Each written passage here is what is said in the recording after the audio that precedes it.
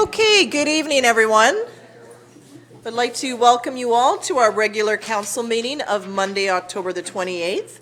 And I do wish to acknowledge that we are meeting tonight on the territory of the Sauk Nation, and we are very grateful to be here. So, council, in front of you, I'm looking for approval of tonight's agenda with a few amendments, and that is 11.2. Councillor St. Pierre's notice of motion. We are postponing to the next meeting as he is unavailable tonight. And I will be adding and introducing an 11.3 notice of motion that I'll introduce tonight when we get there. So if I could please have approval by Councillor Bateman and seconded by Councillor Beddoes. Any questions? All right, all those in favor? Opposed? That's carried unanimously. We have meeting minutes here tonight from both the regular council meeting of October the 15th and committee of the whole of October the 21st. So looking to adopt that the minutes of the following meetings be adopted as circulated. Moved by Councillor Beddoes, seconded by Councillor Lajeunesse. Any questions or corrections? Councillor Bateman. Just a couple. Under 11.4, 2019 by-election, and these are the regular minutes of October 15th, the last line should read, was completed with no irregularities found, I think, potentially. Also, under 14.6, Sukarama, I should say. Is that how you pronounce it? It's Sukarama. Councillor Beddoes declared a conflict as a member, and he left the room, but then he moved the motion, and then he returned to the meeting. So you moved it. Really that's good. So I think maybe someone else moved that item. Otherwise, that's it for me. Okay, so I'll just request then that staff make the change with the appropriate mover, because that would be a skill we might want to learn somehow. And we'll get that corrected. Thank you, Councillor Bateman. So we'll move these meeting minutes as the amendments, please. All those in favor? Opposed? That's carried unanimously.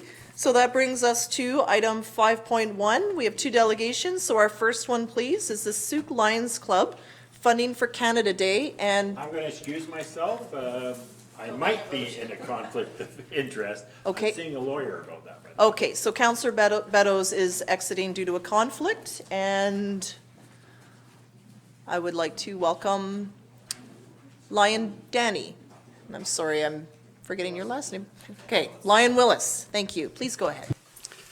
It's Danny Willis for Sauk Lions Club, and on behalf of the Canada Day Committee, Steve Wright is the chairman and was supposed to be here tonight, but he got called to work, so he got to visit with me instead.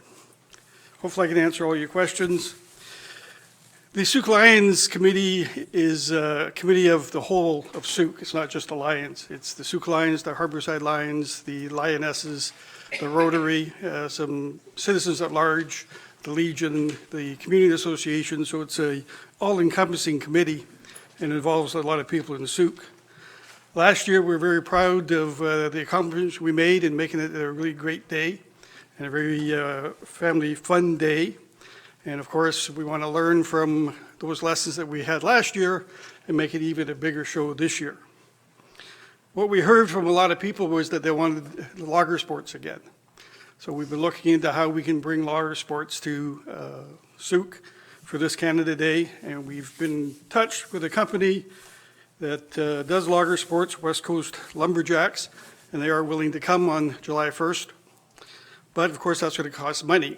And depending on how much money we have in our budget this year will depend on what we can do for that event. The District of Sauk provided us with $20,000 funding last year for the Canada Day, and we actually spent about $23,000. We made up some by selling vendor space to some of the vendors that were there selling their stuff, and the Fine Arts contributed some for the art project. The other, about $1,600, the Lions Club ponied up from reserves we had from Canada Days in past. So it didn't cost the district any more than the $20,000 that you had budgeted. But to put on the lager sports, it's going to cost us probably $10,000 just for that portion. which would eat up a lot of that 20,000 if we were not going to get an increase. So what I'm here tonight is to ask for an increase in funding for this year so that we can do the logger sports. And looking for a direction from council as to how much funding and how much other things we have.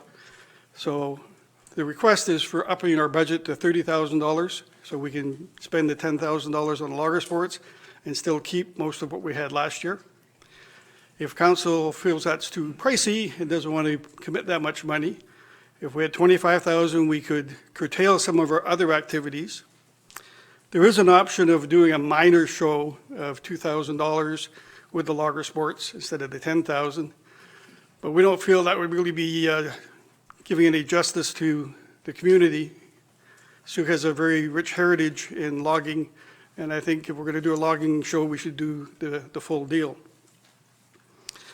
If we only have the $10,000 funding, then we won't be doing logging sports, we'll just be doing the other. So it's really up to council which price range you want us to operate under. And we'll take it from there as to what we can do with that. We are expecting, if we do the logger show, to have bring in bleachers. So there's going to be seating for people. The show that we're talking about is a 45-minute show, and there's 3 different shows during the day. There's also a segment that's available that people can participate in throwing axes and log rolling and other things, depending on what we set up with the event organizers. And there's 2 ways that can be done. One is that we pay more than the $10,000 and everybody does that for free, but it's a logistical nightmare if we do it that way according to the organizers. The other way is to have that one funded by whoever wants to participate.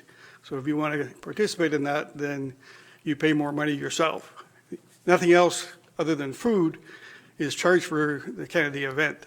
The entrance, there's no donations to get in anymore. Everything else, the kids zone, the karaoke, the music, everything's free. So we think it's best that those that want to participate would be able to pay their share of that and leave the rest to the community. So as I say, what we're asking for is a budget of $30,000 this year so we can keep a lot of what we had last year and expand on it and make some adjustments, but also add this $10,000 logging show.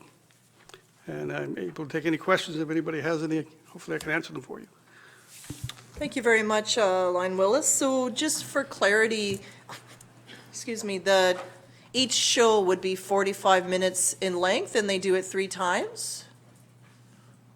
Yes, that's my understanding. Okay, well, that's good, because then they could be spaced throughout the day at different intervals. And then audience participation, should people wish then, would be like you could maybe, as an option, to pay a price to throw the axes. Yes, correct. And then would the logging group sort of coordinate that to make it safe, or? Yes, they look after all that, and they have the appropriate insurance to do that. They are all trained professionals, and their insurance covers that portion, so there's no liability back on the district. Okay, just. Right, just, if you've never thrown one or held one, and, just making sure who's responsible there. And then would the intent be, because I love the fact that it's a free event. I think that's very important. And as well with the variety of activities that you would sort of imagine then keeping the event the same sort of time frame, and this would be the entertainment that would be slotted in throughout the day. Yes, we set up a schedule like we did last year and Yep. figure out how it would all fit together. Steve has been in preliminary talks with the event coordinator. Darren actually used to compete in the Souk, all Souk days back in the day. Fantastic. So he has a soft spot in his heart. If we do the smaller show, it was $2,000 plus accommodation. If we do the $10,000 show, it's supposed to be $10,000 plus accommodation, but he said they'd absorb that and just be the flat $10,000 for us. Okay. And then the other thing I was told was that on the West Coast they're loggers and not lumberjacks, so we might just, but if they call themselves the West Coast Lumberjacks, then that's fine, Actually, they right? have a lumberjacks and they also have lumberjills. Interesting. Okay. That's very modern, so I appreciate that. Yes, besides being a lumberjack exposition or show, it's also an entertainment show as well. So they hope it to be a little bit comical and lighthearted, and also it's a show, not a real competition, because a competition would be a lot more expensive. Yeah, of course. No, but I do think that every year that we've even had the demonstrations in the past, they've always been well attended, and since not having that, it's sort of like we're missing this in the event. So anyway, would like to hear from other members of council. Councillor Bateman. So through you to our finance director, she's not here. Oh, there she is, sorry. I looked for you over in the back corner. Anyway, $20,000 a year is a line item in our budget. Is that correct for Canada Day? Through yours, yes, that's correct. Okay, all right. And the feeling is that the axe throwing piece, would we recoup that money directly? Would you keep track of that and it would come back as a? No, the axe throwing that people pay for, that would go to the company. But Oh, I see. if we fund it, then it's going to cost us more than the 10,000. Right, So if we don't fund it, then we don't have to worry about it. They take care of it. yeah, But they keep the money. okay. And in terms, we don't have a community grant budget yet for this coming year, do we? No, we don't, because we'll be kicking off the budget deliberations, I think end of November, early December is when, sorry, all the scheduled dates are in a Yeah. blur, but I know that staff has sort of set out some preliminary budgetary work, so that'll sort of outline what we're going to put in community grants and like. Yeah. So typically we have 60 to 70,000 approximately. It's Thereabouts. varied, like I remember it being a set amount of 75,000 and then it got reduced down to 50,000. And then other items have been pulled out of that. So I think it's the case where council should set, we're gonna put this much into community grants. And then just deal with line items and other things outside of that. Because otherwise, we're taking away from the intent of the community grant program. So it should just be that's specifically those community grants, and then other things are left independent of it. Otherwise, we're just constantly drawing away. It sort of eliminates the purpose of why we have it. Okay. And I guess to you, Mr. Willis, it's important for you to get this funds now so you can book this group. They need some early. Yes, we have a tentative booking with them, but they need a confirmation if they're going to hold that date for us. Right. And waiting until our community grant applications in January would be a bit late for this. Yeah, we probably lose them. Okay, thank you. And just on the community grants, we start accepting the applications in January, but often we don't deliberate, like, there's a sort of an open period, and it's not until March or April that we actually begin deliberating on those, and so. February this year. February Your ideally, point's taken. but it could just be a bit late, yeah. Other questions from members of council? Comments? Councillor McMath? Through your worship, to Ms. Gray, how much is in the council contingency? How much is left, or? I think it's like down to, just about approximately 2,500. We're just waiting for final bills to come in to confirm, but council's already committed most of it. There's approximately $2,500 left for 2019. So if not from, if not from council contingency, where else could we pull this from? There's potentially the CAO has a contingency account available. We can look at potentially there's an events account that could be looked at. It just, depend. Right now, like for 2020 in the community grants budget, right, like what was approved in the 2019 five-year plan, there's $90,000 in 2020's grant. So it would just, I guess, depend on the timing of when we would need to cut the check as well. Like if they just need a commitment right now, but the check doesn't get cut until the new budget cycle, then it could come out of the new budget. I don't know the timing. Yeah, we don't need the money, we just need the commitment to, we'll put the money out forward for the deposit they need. We don't need that from council. We'll do that ourselves, and then just recoup it when you're ready to do it next budget. So in that way, it doesn't necessarily, we don't have to find the money from this year's budget, because we could just plan, and as we enter budget deliberations, is we would just set that aside. For Canada Day specifically, we could just allocate $30,000 in the 2020 budget. Correct. There's already $20,000 as a line item in there for Canada Day, and if you, council chose to increase it to $30,000, we can just include that in the 2020 budget as a line item potentially, or if this is just a one-time grant, we could, again, then the grants are supposed to be $7,000 as the maximum, but council could waive that and decide to award $10,000. It just would be up to council's direction, because that's similar to what happened this year.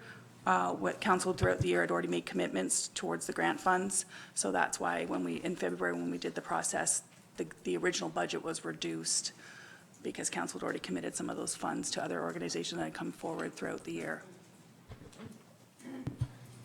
So if council is open to making this commitment, it would be my recommendation that we just establish it and put it like that. We pass a resolution tonight, and that it just be allocated into the Canada Day budget specifically, and then as we enter into budget, council or staff will take that resolution, and then the budget as it comes forward will have those funds in there allocated to Canada Day specifically. And then I suppose whether it's one time or continuous, we could get the feedback from the Lions to see what was the feedback of the show, how was the attendance, what did the community think about, all those sorts of things, and then decide from there if it's something that we want to continue on into the future or not. But, no, it's too hard to predict what that outcome would look like. So that would be a suggestion, unless council, I just like to leave the community grants alone for their own specific purpose rather than pulling from it. Councillor Bateman? So, I looked at the video, and it's an exciting show. There's the hot saw race, there's the axe throwing, tree climbing, the Jack and Jill crosscut, so some lumberjills will be part of the event, I think.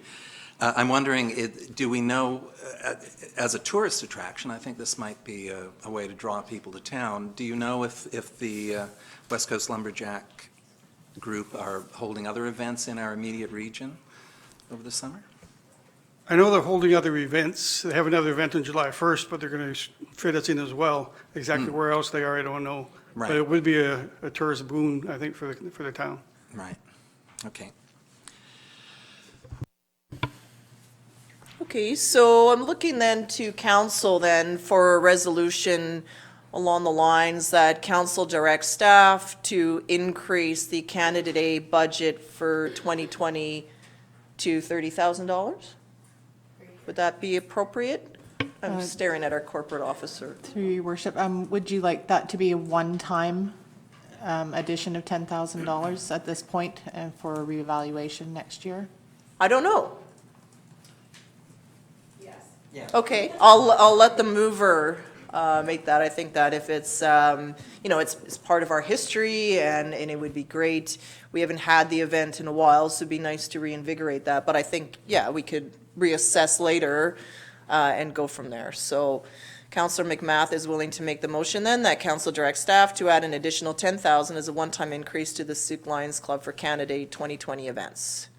We should add for the West Coast Lumberjack performance.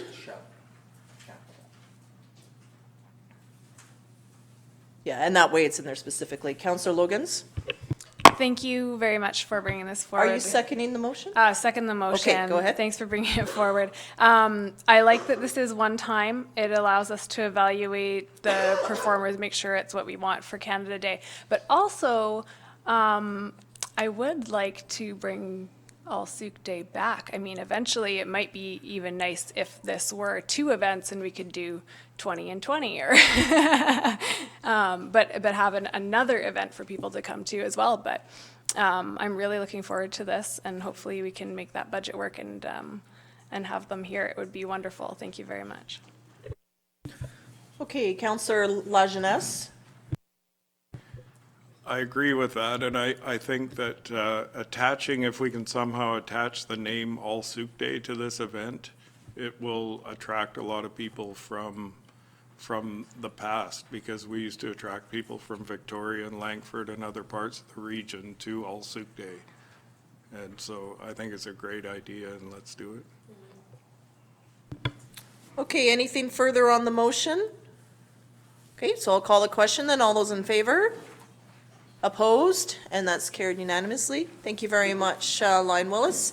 And we will be in touch at some point just to start the Canada Day discussions. Part of our thought as we look at external appointments and committees is that there is a need for like an arts and culture type committee that perhaps this could liaise with yourselves and other stakeholder organizations with for different events in the community. So thank you very much for bringing this forward. Okay, welcome back. Next up is our second delegation is Peter Mouck with Mouck Marine Energy. And we have 5 minutes. And welcome, Mr. Mouck. If you could please turn on the microphone. Excellent. Thank you, Mayor, Council, District staff. Always a pleasure. I am Peter Mouck of 7165 Grant Road West, also owner and CEO of Mouck Marine Energy Productions Limited.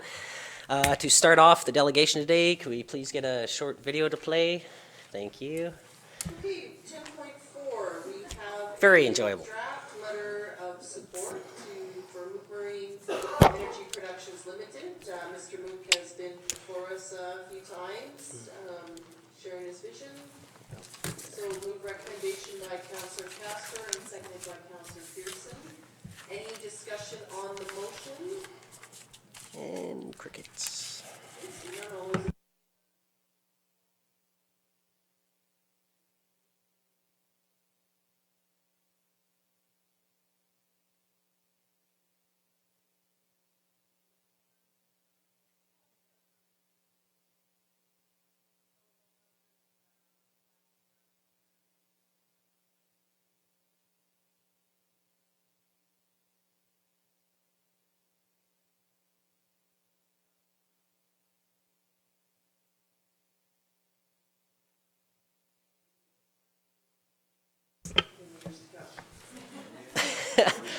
Yes. Well, see, the funny thing is there was a couple things mentioned in that video. The first thing was changing the course of Canadian history. Well, actually, not only did we do that, we actually changed the course of world history at that point by sliding it from dismalism to coming into the light. And the second thing was that exact phrase, looking forward to things in the years to come. Well, it's been a few years, and now the times have come. So what I'd like to do is we'd like to discuss independent energy again and request the district's help on the public realization of value. Now what that is it allows the intellectual property that currently sits at a conservative estimated value at $4.6 billion to be leveraged, and every home, business, school, city service, wastewater, everything you could think of gets their no-cost installation as it's stated in Illuminate the Way Independent Energy Infrastructure Upgrade.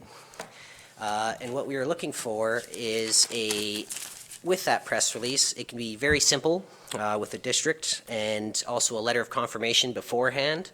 The letter of confirmation will dissolve any skepticism with mainstream media or anybody else in this issue. We would like to see something come forth maybe third week of November or first week of December, preferably before the end of the year. And then, of course, we'll do a pre-hand planning session beforehand. Something very simple is all that's needed, and then we can leverage and start installations starting in Souk here. So as far as, you know, when you calculate into the factor, I'd love to see any climate change for or against person calculate independent energy into the equation and then come back to me negatively.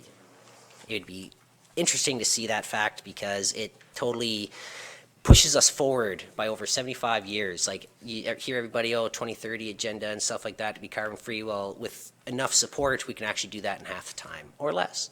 And that's the thing, is because it's happening all as no cost, as stated in Illuminate the Way, and it'll be assembly line like, and we'll start. So with this press, just a simple press release, Souk gains immense PR value as it already has, and with the acceptance tonight, you'll see it change immediately as well again. This is very historical, and you'll watch that especially because after all that climate action stuff here and everything like that, what a way to do a step forward and actually put forth action to one that is so immeasurable that they better get out their calculators and recalculate their strategies because it's so beneficial. So we're just looking for the approval on that and the letter of confirmation beforehand, just so we can give it out to all the MSM and everybody like that. Thank you. Okay, thank you, Mr. Mouck. Questions from members of council? Councillor Lajeunesse? My question is, what is it?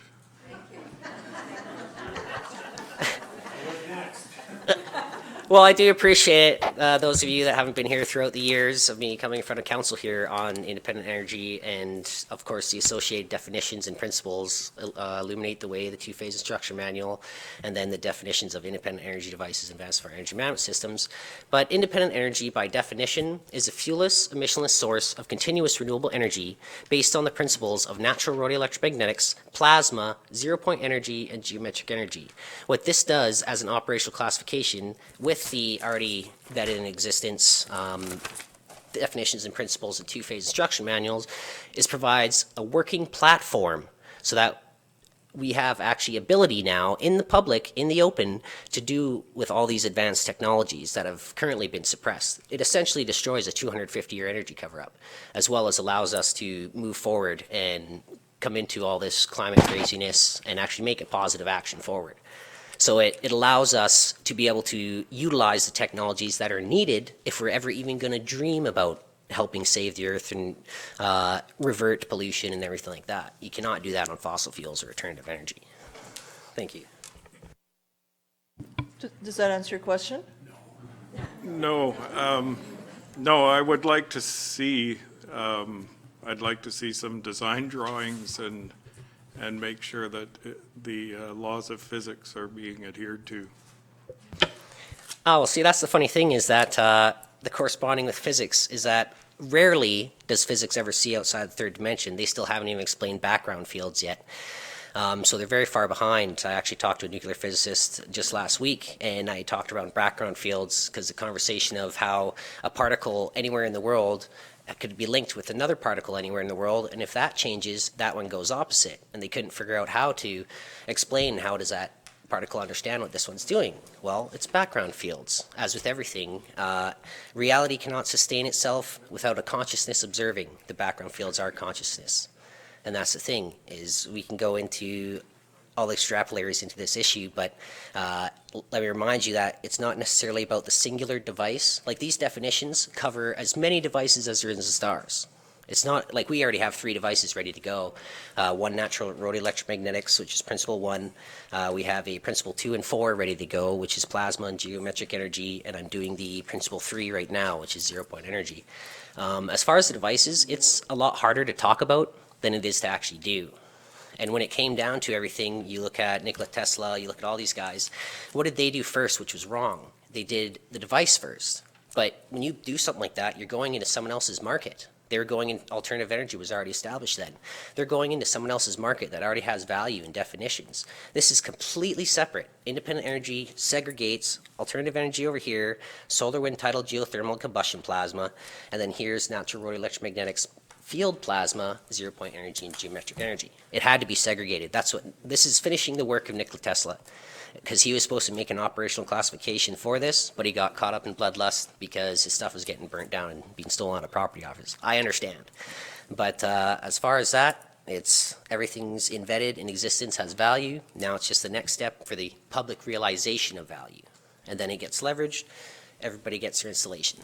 Think of Mouck Marine Energy Productions more as the physical construct to do the installation, like physical installations. Hopefully that answered your question. No, I still would want to see a working prototype before I would be willing to sign on to anything like this. And of course, I do appreciate your opinion there. It's to be accepted with anybody who's new into this. Like I've said before, I've been in front of council many times, and so they might be more fluent than that. There is actual file 40001. We'll have the letter of support, start there, some homework, and as well as the June 26th agenda and minutes should have the municipal movement, illuminate the way, start there. That's a great homework as well. And yes, we will be, showing the devices and everything like that, but it all comes down to the political and the economic side of it first. There has to be a base framework established before we can do anything with it. That's the thing, is Okay. that Thank you, Mr. Mook. I just, councillors have other questions. So Councillor Beddoes and McMath and Logans, please. You then said Bateman. you had 3 ready to go. What have you got ready to go? Because you haven't convinced me of anything so far. As a matter of fact, I feel like you're wasting my time. So unless you come down to something concrete very quickly, then I would ask that these proceedings end, because you have said nothing to me. Well, yet again, that's understandable. I just got a quick question. How long have you been dealing with You independent energy? don't question me, I question you. Okay. Well, it's to be understood, those that do not know, but when it comes down to it, if it's a parade of devices that everyone wants, then it can happen, but it kind of goes backwards from what the operational classification actually does. So if everybody wants the parade of devices before they'll believe, then so be it. But honestly, it has to go in this order before we can do that, because then that's me taking great risk. Doing a parade of devices when it should all be step by step as forward in the illuminate the way, and that's what we're following. So if you really need to, I can post videos of devices, but it's kind of forthcoming before the time. Everybody has to understand the principles and definitions in an operating platform before they start getting lost in all different types of devices, because it gets complicated when you start getting to that. You don't have any examples, right? Well, I don't have any right on me. Well, there you go. That was my question. Thanks. Oh, well. Okay, Councillor McMath? I appreciate your enthusiasm, but you're asking for us to do a press release, and we don't know what we're talking about. So sort of your job here today is to explain to us what it is. And so far, you haven't been very successful, and you're very well versed in it clearly. But for you to sell something, you need your public to understand it. And so it was just kind of waiting for you to put it in layman's terms for the rest of us, because you're asking for us to help you with your project. But why would we, right? And so unless you can explain it in layman's terms so that we can understand it, so we can help you, we're not going to, right? Okay, well, the most layman's terms I can put it is that we start with this, we do the press release, this gets leveraged. I'm just going to stop you right there. We're going to start with what? Oh, well, independent energy. Right, so we still don't understand the basics of independent energy. Because Okay. you haven't put it in simple enough terms for us. Independent energy is an operational classification like alternative energy. Okay, so you have alternative energy, independent energy. It's the same thing as So those alternative are- energy. So it's an operational platform. So alternative energy is a working platform with classifications, and that's what all those devices fall under. Independent energy is the same thing. So what independent energy does is it separates the two, because in the past, all those technologies under independent energy were stuck like this, a towering system where all these are allowed. I'll stop you again. These are very broad strokes. That there's really nothing here, right? And so you're asking us to pitch an idea for you that we don't understand. And again, I appreciate your enthusiasm, but if we don't understand it, we're not going to help you. Well, Okay, Mr. Mook, I have other councillors, so Councillor Logans, then Bateman, please. Thank you for coming, Mr. Mook. I was following you there after Councillor McMath's question. And I do want to be very clear, Councillor Beddoes, that no one who comes to council chambers is a waste of time. So thank you for being here and presenting to us. I just want I would just want a bit of clarification on it's a letter of confirmation you want from us? yes. And so, and I do follow you there, but I'm wondering, in your process to move forward, do you need to have council to be involved in that process, or are we going to stop you from moving forward? what would happen if we were to support, what would happen if we were not to support. That with is a letter. beautiful question. Thank you. Okay, so the reason why, I don't necessarily need council to do a press release. The reason why, though, is because I'm following up through the letter of support and everything and granting council and Souk that ability to get that PR value, because this is immense. Like, you're talking huge. Souk is already the first municipality in the world that supports independent energy and its use. So when it comes down to it, it's already historical. This is another historical thing. And you want to talk about bringing in tourism and everything like that. So we utilize all this climate change craziness. And when you factor this in, none of that climate change stuff makes sense because this totally negates it. And that's the thing, is that for the PR value, you look at that, you look at everything coming up here, you look at free installations, like, there's not much to say. And as far as the parade of devices, if that's what has to happen, so be it. But it would be a backward step than moving forward, you know, because with independent energy especially, the negative thing was always doing devices first.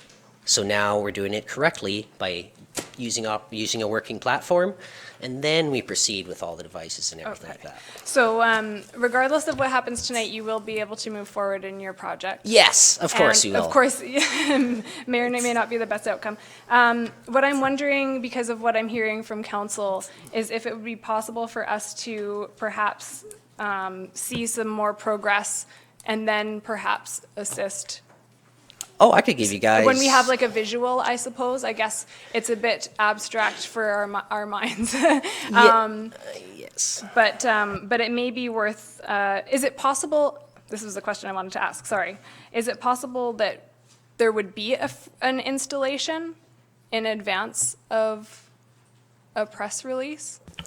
Yes, absolutely. Of course there is. My house right now actually would be the original installation at 7165, and so it's all coming in step by step. So as we go through with this, we release the pictures and everything like that of the devices. And remember, these 3 devices, there could be billions of different variants. So it's not about never about the singular device. It's about the ability to be able to utilize these devices in order to do good. So yeah, we'll have everything. We can inundate council with information and pictures if you'd like. It may be the case that, that especially because we have mostly a new council, and it has been many years that you've been here, and I know for myself it took a long time to get up to speed. So if we could perhaps have that visual and maybe see how that works, it may help council out a bit more before we put into words to the public what you're doing. Yes, well, that can definitely be arranged. It's not a problem. Honestly, we can do it really anyway. So as far as it comes to that, yeah, we can give you guys all the information you need, right down to layman's terms. But some of them are hard, even as layman's terms, to understand. And it'll be great. Like, whatever the district needs, you know, as far as information, pictures, videos, whatever, to get everybody up to speed, that's great. I do understand the new council members, so there is that little kind of hiccup there. I remember Brenda, she's been... Thank you, Mr. Mouck. Oh, yeah. Councillor Bateman? Yeah. Thank you, Captain Mouck, for presenting. I see June 26, 2017, you did receive a glowing letter of support from the district. I take it you made good use of that out in the world? Yeah? Yeah, okay, and here you are 2 years later, 2.5 years later. Now, is Mouck Marine Energy, and I don't understand, frankly, and it's beyond my pay grade, though I do know that there has been suppression of interesting alternative energy sources, who killed the electric car, etc. So it's quite possible. Are you a Mouck Marine Energy, is that a private company? That's a very good question. Yes, we are. Okay. We're a private... So on that note, the district, the Local Government Act states that we cannot support directly a private enterprise. I mean, if you were to be doing something that would release your master plan in an open source kind of fashion, that might be something we could do. But I think at this moment, yeah, it's a bridge too far for the district, I think, in this at this moment. Councillor Lajeunesse? I just have a question. Do you own a patent on this technology? the funny thing is that patenting these devices are actually irrelevant because there's so many of them. I do own all the copyrights and all the definitions and everything like that, which sets the platform. I leave it to everybody else if they want to copyright or patent their devices and everything like that. As far as I'm concerned, we're so far ahead that someone tries to mimic us, we can produce something that's 20 years beyond the time. So as far as patents, we're not too concerned. We don't care about the patents. We care about getting out there and doing it. We don't care about the money. We don't care about that. We just want to do it, get everybody to the point where we should have been 40 years ago. So. Okay, so thank you very much for your presentation. While I have been sitting here through numerous of your delegations, I would still struggle to explain what it is your company actually does and delivers. And so in terms of a media release, just touching on Councillor McMath's statements, like media releases we do for district type initiatives, so it just wouldn't be appropriate for us to do this. And then just understanding that it is a private business, we are prohibited from assisting private business. We can give grants to not-for-profits and the like, and charitable organizations, but that is a barrier for us. So at this point, I feel that, you know, we just wish you well in your endeavors, and if you do have a demonstration type of event, you could send us an invitation, like many businesses do when they do open houses or those sorts of things, and council would be able to attend and show support in that way. Or I would encourage you to talk to the Chamber of Commerce, those sorts of things. So I mean, that there's a point that where we just can't cross due to legislation. What about if I don't represent Mouck Marine Energy Productions and I just represent myself? Well, it's the same thing. We can't encourage, like, even if an individual came to us for any matter, we are prohibited. Like, it has to be a not-for-profit, charitable status and the like, and that's just how the legislation exists there. Oh, that's fine. Whatever the council sees fit. Yeah, but we do appreciate your presentation tonight, and just keep us updated on your endeavors as you proceed. We wish you much success. Thank you. I appreciate it, council. Thank you. Always Thank a you. pleasure. Okay, so moving on to item 6, we have report of the Chief Administrative Officer. Nothing to update this evening, Your Worship. Thank you, Mr. McInnes. So that takes us to item 7, which is our public question and comment period. So we have 10 minutes allocated for this item for members of the public, and we do have 2 minutes per speaker. So when you come forward, please just present us with your name. We don't require your address, but if you could let us know which item you wish to speak to, then we can make sure we get to that part in our materials. Thank you. Thank you very much, Your Worship. Rick Robinson. I'm here tonight representing the Sauk Region Communities Health Network. I'm actually speaking to item 8.1 on the agenda. I believe there will be other speakers speaking to that, which is a little bit odd because you haven't spoken about it, but this is our opportunity to speak again. Specifically, we're thankful that Council is moving forward with the charrette recommendations for the Northeast Quadrant, Lot A. And we are certainly in support of option B. That's supported by one of the options that the task force put forward. It was supported by the charrette process. It's also supported by the Sauk Seniors Drop-In Society and the Sauk Age Friendly Committee, and obviously the Sauk Region Communities Health Network. Additionally, affordable housing, rental housing specifically for seniors, is supported by Sauk's recent housing needs assessment that Council is familiar with. The opportunity to obtain funding from BC Housing to build a permanent senior center with opportunities for youth, along with a 75-unit accessible, affordable apartment building for seniors, comes along once in a generation. We are concerned if Council proceeds with the expression of interest, the EOI, for the entire 3 quadrants of the property, Lot A, now this is excluding obviously the library, there is a distinct possibility delaying the development of the Northeast Quadrant and missing the funding from BC Housing. We urge Council, in their EOI release to entertain EOIs not only for the entire 3 quadrants, the remaining property, but for each quadrant independently. We're just not sure that that would be possible for a nonprofit developer to obtain funding from BC Housing if it's all bundled together. We are very concerned about that. We do urge council to expedite the development and due diligence which is required on Lot A, the geotech, environmental, civil engineering, and archaeological. Thank you, Mr. Robinson. Sorry for just the time and the number of other speakers.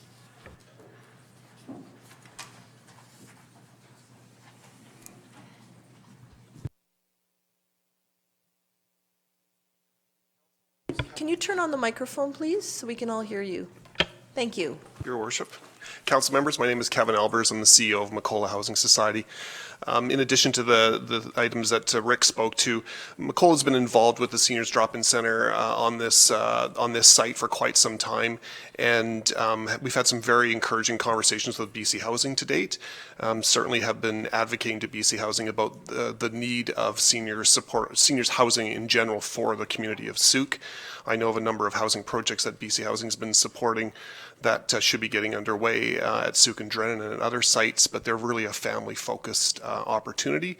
And I think based on the need and demand study that's been provided to council and to the community, that support of a seniors project is certainly something that we should be pursuing. It's a very unique opportunity, and I would share the words, certainly share the words that Rick said, that it really is a generational opportunity. I think we really need to make sure that we can align this project as quickly as possible.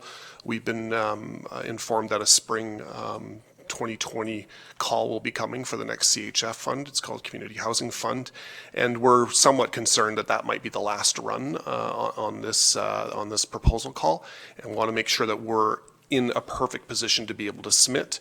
We do this all over the province. We're currently building about 3,000 units in the province of BC, and we know the importance of having these projects ready to go, and shovel ready is the word for sure, but we really want to make sure that the efforts that have been extended by this community to date can actually be used and leveraged into putting a really solid submission forward. And I'm concerned about the 3/4 of that site as well. I know that McCullough would not be interested in pursuing the 3 quadrants of it, because I wouldn't be able to accommodate and leverage those other 2/4, or the other 2/3, whatever you want to call it, into a deal that could support the affordable housing. I'm also concerned that if a developer had the opportunity to go after the 3/4 in the current climate, that there'd be pursuit of market housing on the other quadrants or some other non-residential use, with an argument that it would eventually support the affordable components on the site, and then something may occur that they wouldn't be able to actually achieve that last phase of the development, leaving the community of Souk without seniors affordable housing. Thank you. Thank you, Mr. Albers. Other speakers tonight?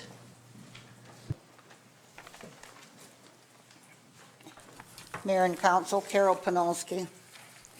Our proposed project for the Senior Centre Affordable Housing requires half of the northeast quadrant of Lot A, leaving half the area for further development as Council would see fit. Time is of the essence for Council to approve moving forward with this project. 10 long years and 3 councils later, we're still far from shovel in the ground. This project should not be perceived as pandering to a single demographic. There is not a man, woman, or child in the district of Souk that will not be a senior this decade, the next, or one after that, and benefit from a senior centre. The money from DOS set aside for the centre is from casino funds. Who spends more money at the casino than seniors? The $60,000 in cash the seniors have set aside is from donations, bequeaths, and revenue from bingo, lunches, and hot meals. Not a penny is from grants or taxpayer money. We now have no income, but still have expenses of between $2,500 and $3,000 a year. This is for storage, insurance, accounting, and a P.O. box that I have been covering out of pocket so as not to deplete one penny from the money that we strive so hard to set aside. As this drags on and on, I'm unsure how long I continue to do that. Thank you for your time. Thank you, Ms. Panelski. Can we please not have the clapping? Thank you. I just ask that you hold the applause. This is to be a neutral environment, so even though you may be passionate about something, like, it's always a zero applause, because I don't want that to detract from someone that shares a different view. Like, I totally appreciate the sentiment though, but I just need you to please refrain. Other speakers, please. On anything on tonight's agenda. This is the only time for public input, so if you do have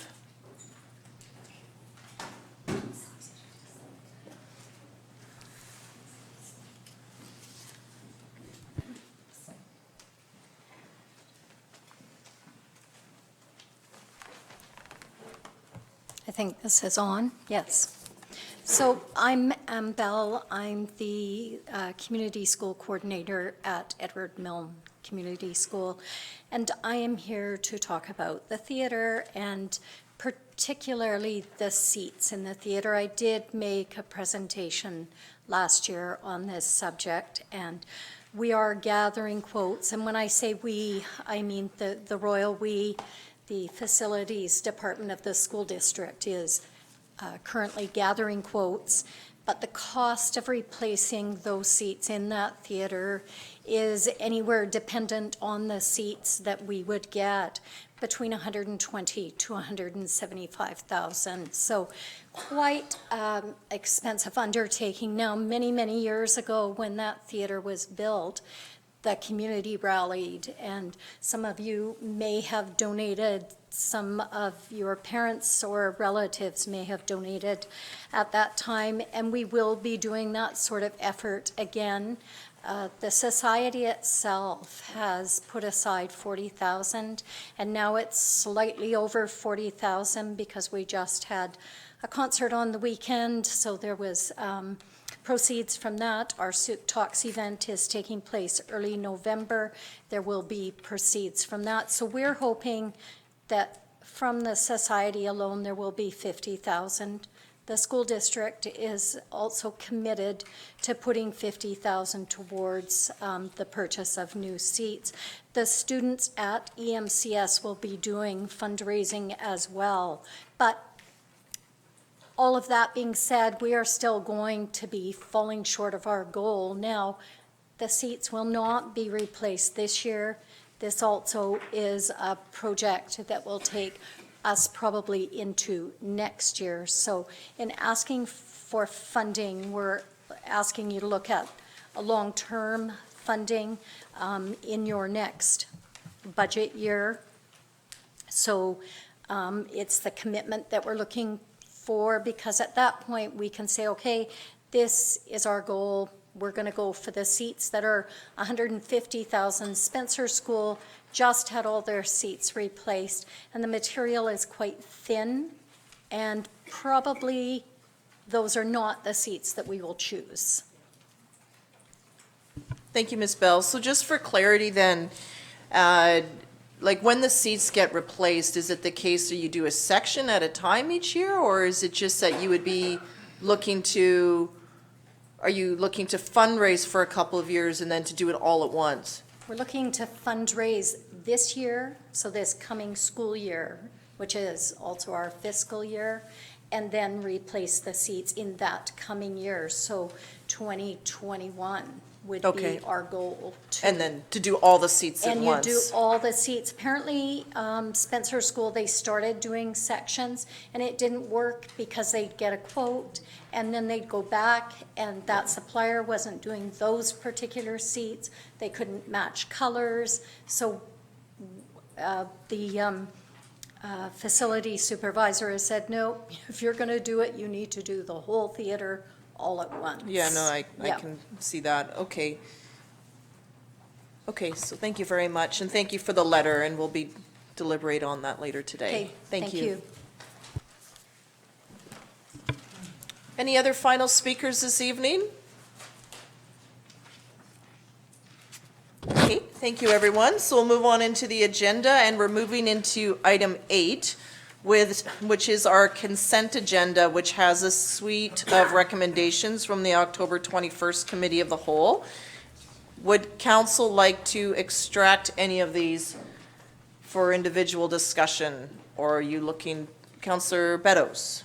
Yeah, happy with the first, the second one, Northwest Quadrant Lot A, and finally that the next one, council directs staff to bring forward a report. So I'd like to discuss those two. Okay, so it just, if we number them 1, 2, 3, 4, to extract 2 and 3? Okay. Is 1 and 4? Okay, so then what we'll do then is I'll look for council to move items 1 and 4, that council accept the housing needs report for information and discussion, and that council receive the 2019 Q3 council strategic plan update for information. And then the others, okay, moved by Councillor Bateman, seconded by Councillor Loggins. Any discussion on the items 1 and 4? See none, all those in favor? Opposed, it's carried unanimously. So now we'll move to number 2, that council received the Northeast Quadrant Lot A Task Force report for information. Councillor Beddoes. Yeah, thank you, Mayor. This task force, I'm very unhappy with, and I'll just outline a little bit to start with. When this task force was formed, a solicitation letter went out with the terms of reference. The main thrust in that terms of reference to look at the feasibility of a community hub accommodating seniors, youth, and service clubs. And the priority was with the seniors. I too am quite concerned about the seniors year after year not having a place. But it went off the rails. At the first meeting, the terms of reference were changed, and it seemed to deal mostly with social housing, and that became the main thrust. With that being said, with the terms of reference, I asked repeatedly that the Rotary and the Masons be involved in this process, and I don't know why it fell on deaf ears, even though it was in the mandate. But anyways, that is done, and I don't have a problem accepting what the task force has said to us. I just want to say that I'm very unhappy with the process, and I'll leave it at that. Now, well, I'll deal with social housing, I guess, yeah, okay, I'll talk about the social housing element of it too. When the social housing element was introduced into this task force, and I don't have a problem with social housing, I don't have a problem discussing social housing. I did have a problem discussing it there, but we had a system in place that was a housing needs assessment that was coming out anyway, so I thought that was a little odd. But for social housing, there's just been a facility built on Church.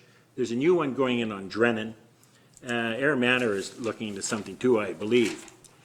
So what bothers me is a little bit about the process. We own Lot A, so I'm a little concerned, why are we in a hurry to develop it?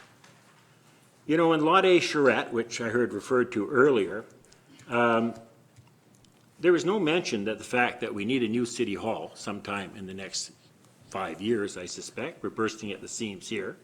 The RCMP have already informed us that they are going to be looking for a new facility. We're going to getting to that magic number of 15,000, and we're going to need a new police station. And we own this land outright now. And I'd be loath to see it either sold off or done anything with until we have a better idea, A, what's there in the ground, what our needs are, because I'm sorry, for us to go out and buy property to accommodate a city hall and to accommodate a new police station, it's going to be very, very expensive. The other fact here is that we have a new OCP, supposed to be coming. I've been waiting a long time for it, but I understand it's just around the corner. I think it'd be more prudent to wait and see what the broader population thinks, because I'm reluctant to squander that resource, which is a real good resource for us in the future. So with that being said, I probably said enough. Thank you. Thank you, Councillor Beddoes. Councillor Loggins and Bateman? Thank you. I'm happy to move forward on these recommendations. There was just a couple pieces of misinformation I wanted to clarify, and also I do want to say that I completely agree with Councillor Beddoes that we're not in a hurry to develop it, because it is a very important resource for our community. However, I do think that we can start moving forward on that process now. But we need the expression of interest process, I think, to create that feasible vision for the lot. I would argue that the broader population does support community facilities on that lot because we did have the plebiscite, which was an overwhelming positive response to that, and that was what started this whole process and the reason why we purchased the lot and why we started to look at community center facilities on the lot. What I wanted to address in terms of the discussion with the public here in the Q&A section, it's not, we certainly would want to look at any possibility, which is why we're doing the EOI process. I think the housing needs report supports the notion that we need more affordable housing and that the BC Housing Project would be perfect for that, at least.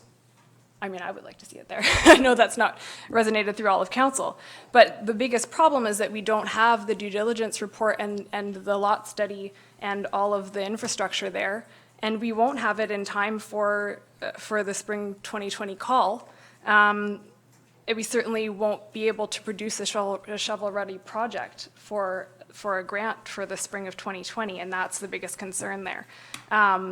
So the EOI is kind of happening right now-ish, right? So it's starting to move forward, and I would like to ask staff as well through you, because it was my understanding when we had this discussion about the expression of interest for the northeast quadrant, and then we broadened it to the 3 quadrants. It was my understanding that anyone who came forward with an expression of interest could just choose one of the quadrants if they wanted to put forward an expression for that. Am I correct?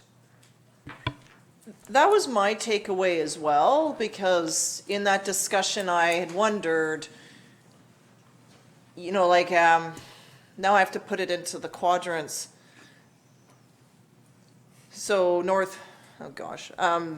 the library's northwest, and then the plaza would be southwest, and then southeast was defined in the plan where we would have a future regional health facility. So, and then northeast, yes, was where the Lot A report and the task force together defined that would be the best place for a senior center and the housing unit, as well as perhaps another building of some sort there.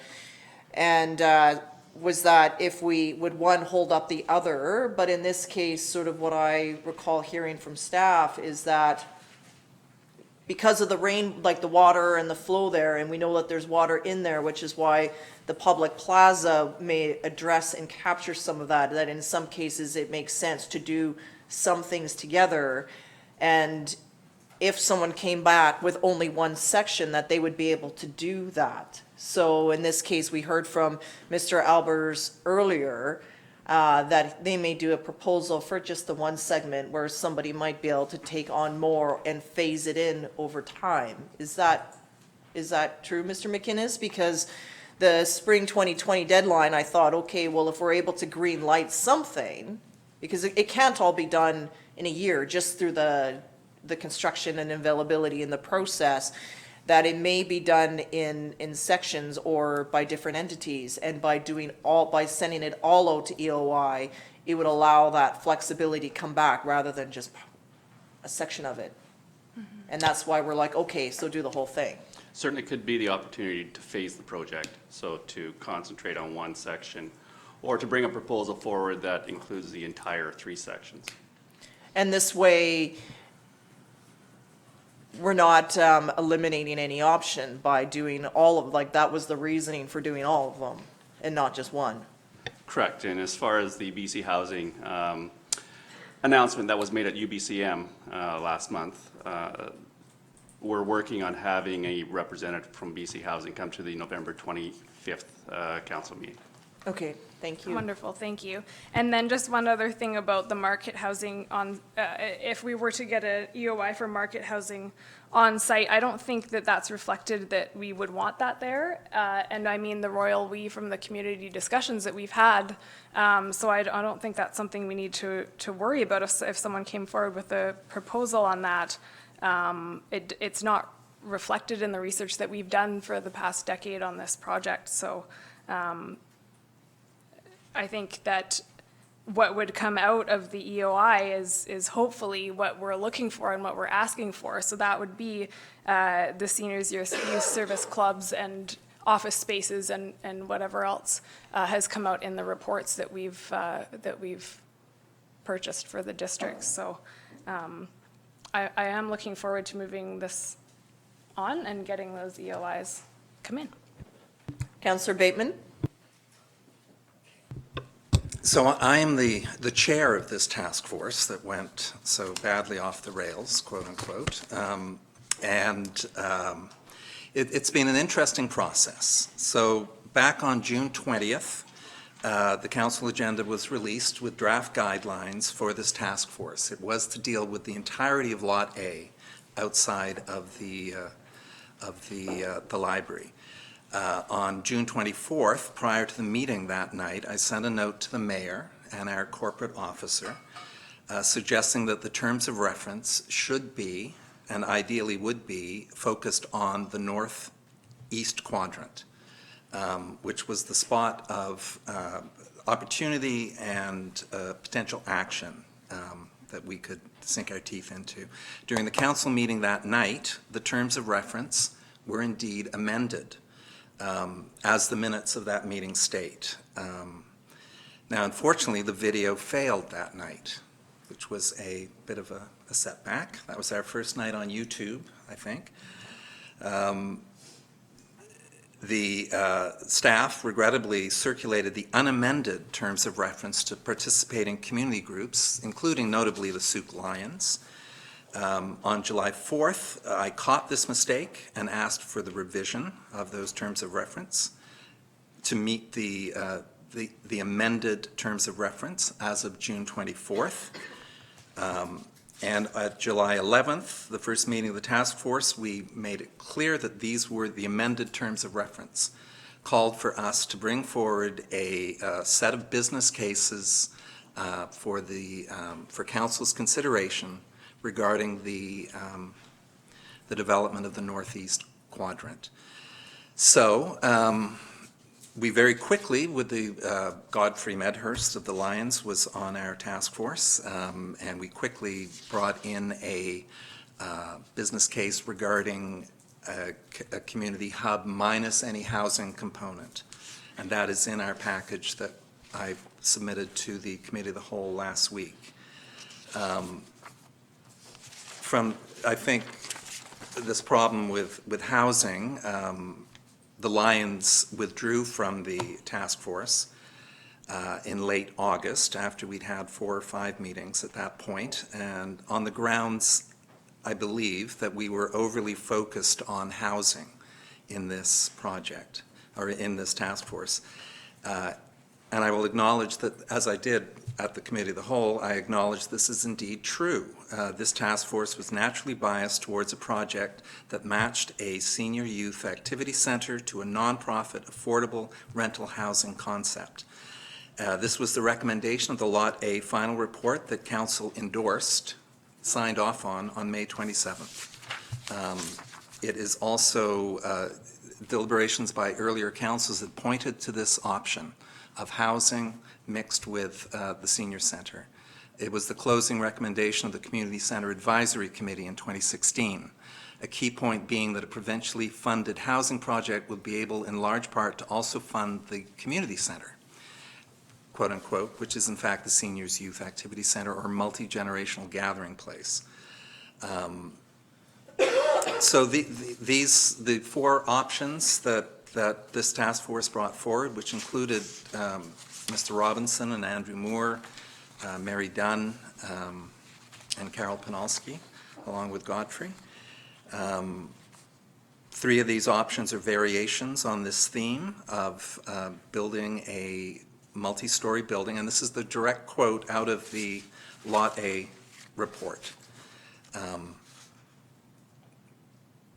A multi-story building, wait a sec.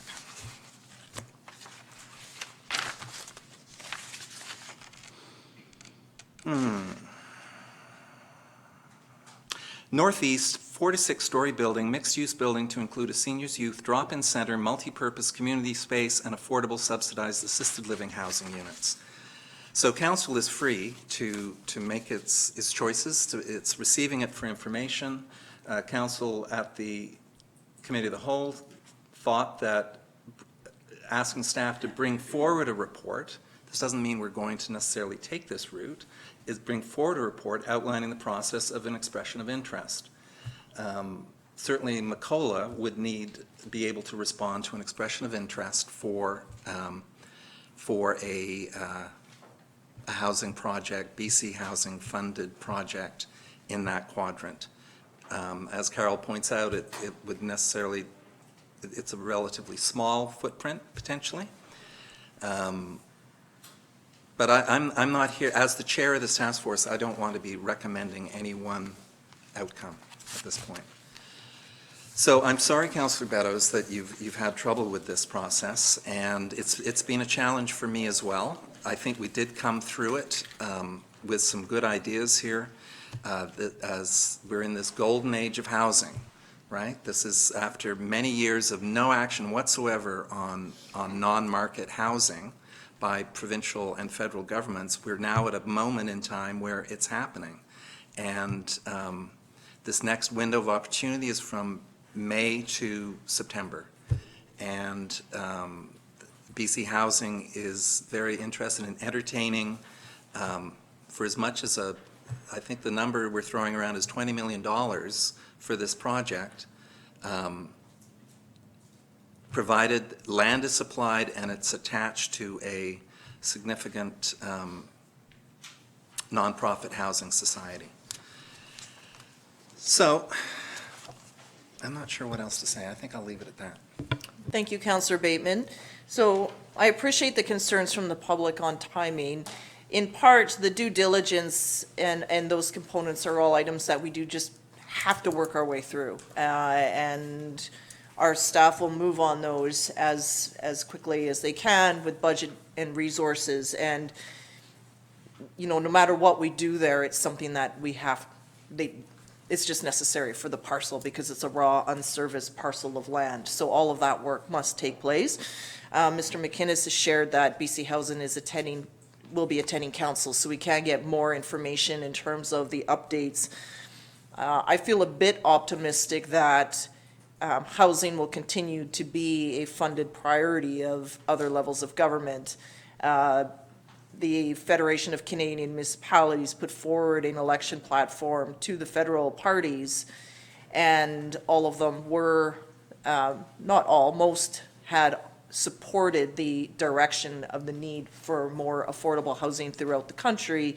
One responded that they would reward councils or municipalities that eliminated unnecessary bureaucracy and red tape and would flow the funding through. So I still viewed that as a positive because as a local government, we're nimble and we would have the ability to address that if we needed to. But that was the Conservative Party, so it's not really, you know, it's sort of a concern, but it isn't right now just with the federal outcome. The provincial government is launching, they have their plan that they're unrolling year after year, and what I did hear from the Liberal Party as a critic was that they were criticizing the NDP for not moving fast enough on the delivery of these units. So in some ways that still bodes well for us, even if there's a shift in government at any time. It's still something that is crossing every party. It's a need that's resonating up. So in that way, it is a positive. I do know that for grants, we do need to be shovel ready. So I think it's the case of understanding what that is and what that would look like to somebody that is granting the funding. In terms of, yes, we have the land and are we in a rush? You know, I sort of feel that we are because we had formed many committees in the past years, or there were other community groups that came together and put forward different studies to council when council was not forming that type of a committee on its own.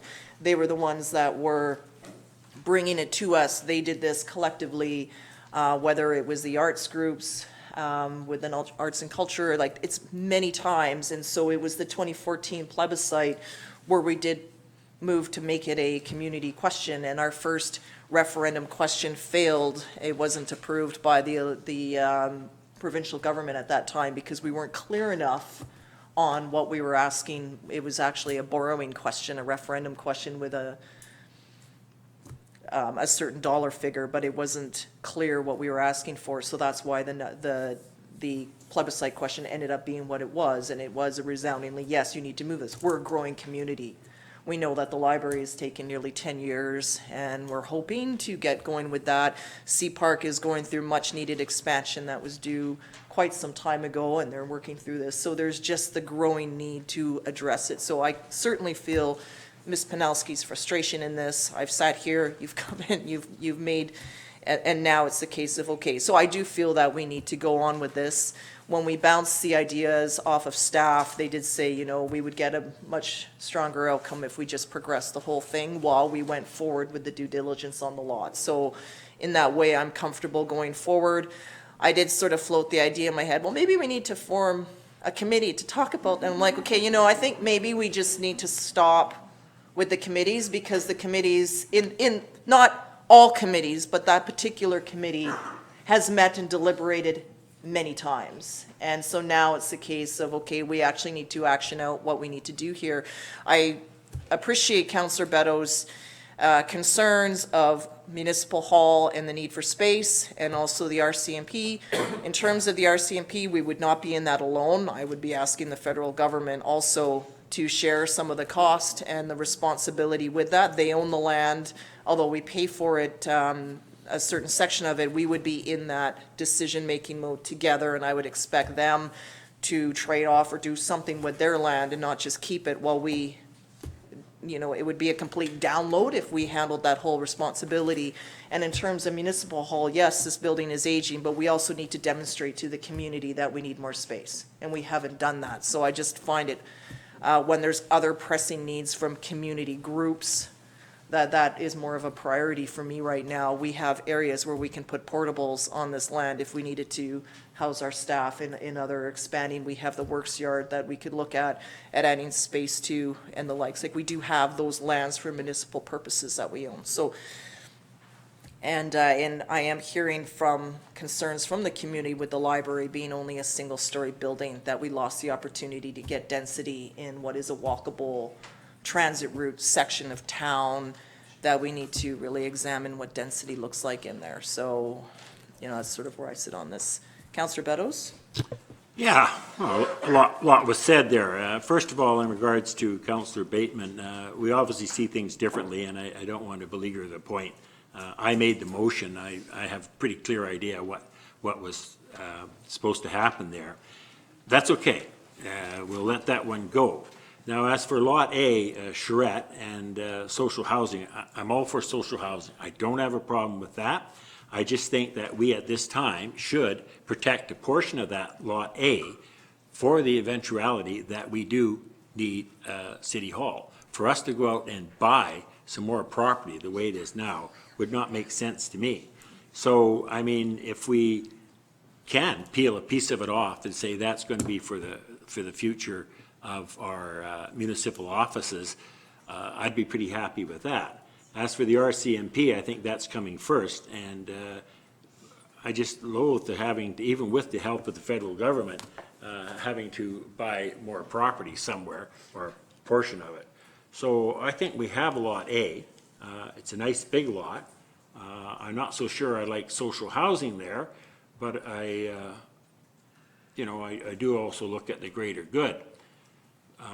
So, yeah, I guess that's about all I have to say with it, other than I'm not in favor of this expression of interest. So, thank you, Councillor Beddoes, and that's fair. Councillor Logans?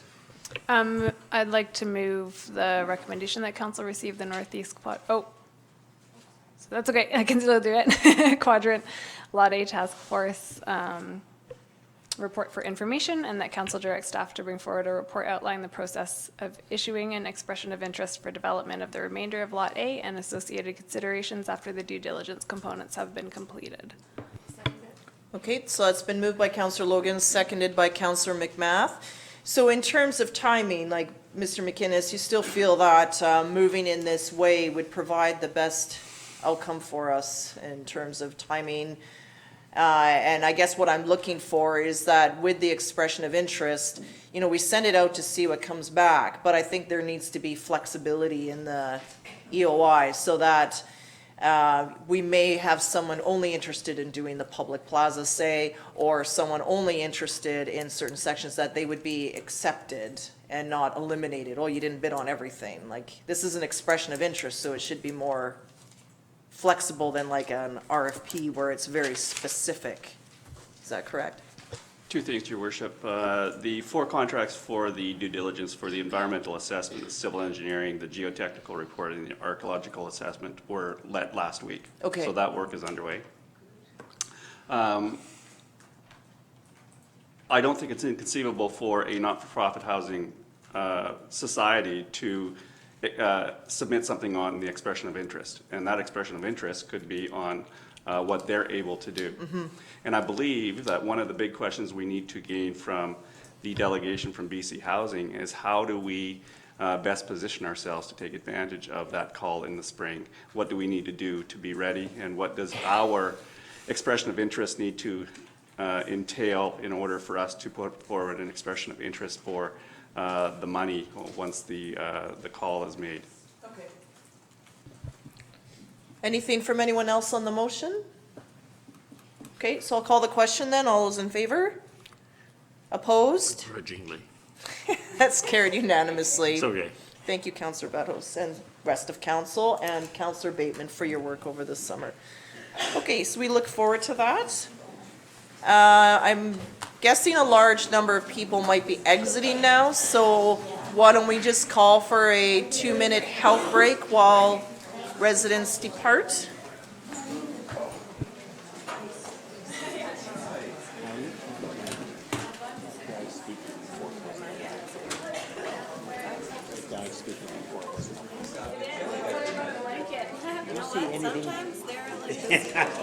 Hey. Oh, I know. Listen. I know. It changed, and you know what? We had the month of August off, so we couldn't correct it. So I'm pretty pissed about it, obviously, you heard. And it was just bias. You had a housing study. What's wrong with that? You guys could have done it. And I don't mind. I'm not a hard ass about the housing on Lot A, but I just didn't like the way it was done. And when I tried to correct it 3 bloody times, I said, well, phone the Rotary guy, phone Mason's off, and get him on your committee. Did I knock my microphone off? No, I know. I wasn't happy with it at all. Well, I mean, and I differ with you, because I don't think I was like mid-talking, and I was like, what the hell's going on? But that will come out. And that's fine, yeah. Yeah, when something comes up, then we'll Because I'm speak to open it. to it not being there. If there's a great expression of interest and it doesn't include housing, great. Yeah, I would really like to see that being sort of a town center. We're not going to get any waterfront. It's just not going to happen. No. We don't have the money It for would that. be decades. And, you know, I hear this place, we're looking for people to, you know, I look in the offices downstairs and people stuck in these little holes. I know, I wouldn't want it. But anyways, yeah. Well, thanks for talking. Yeah. More ways than one.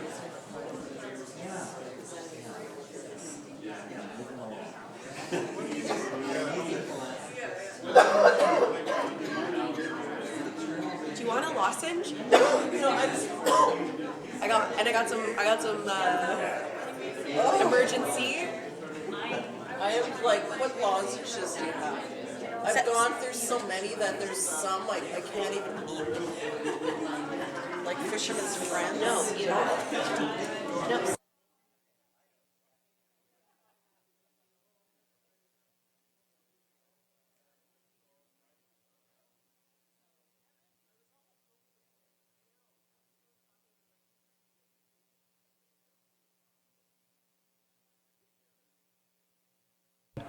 Okay, if I could ask everyone to take their seats so we can move on.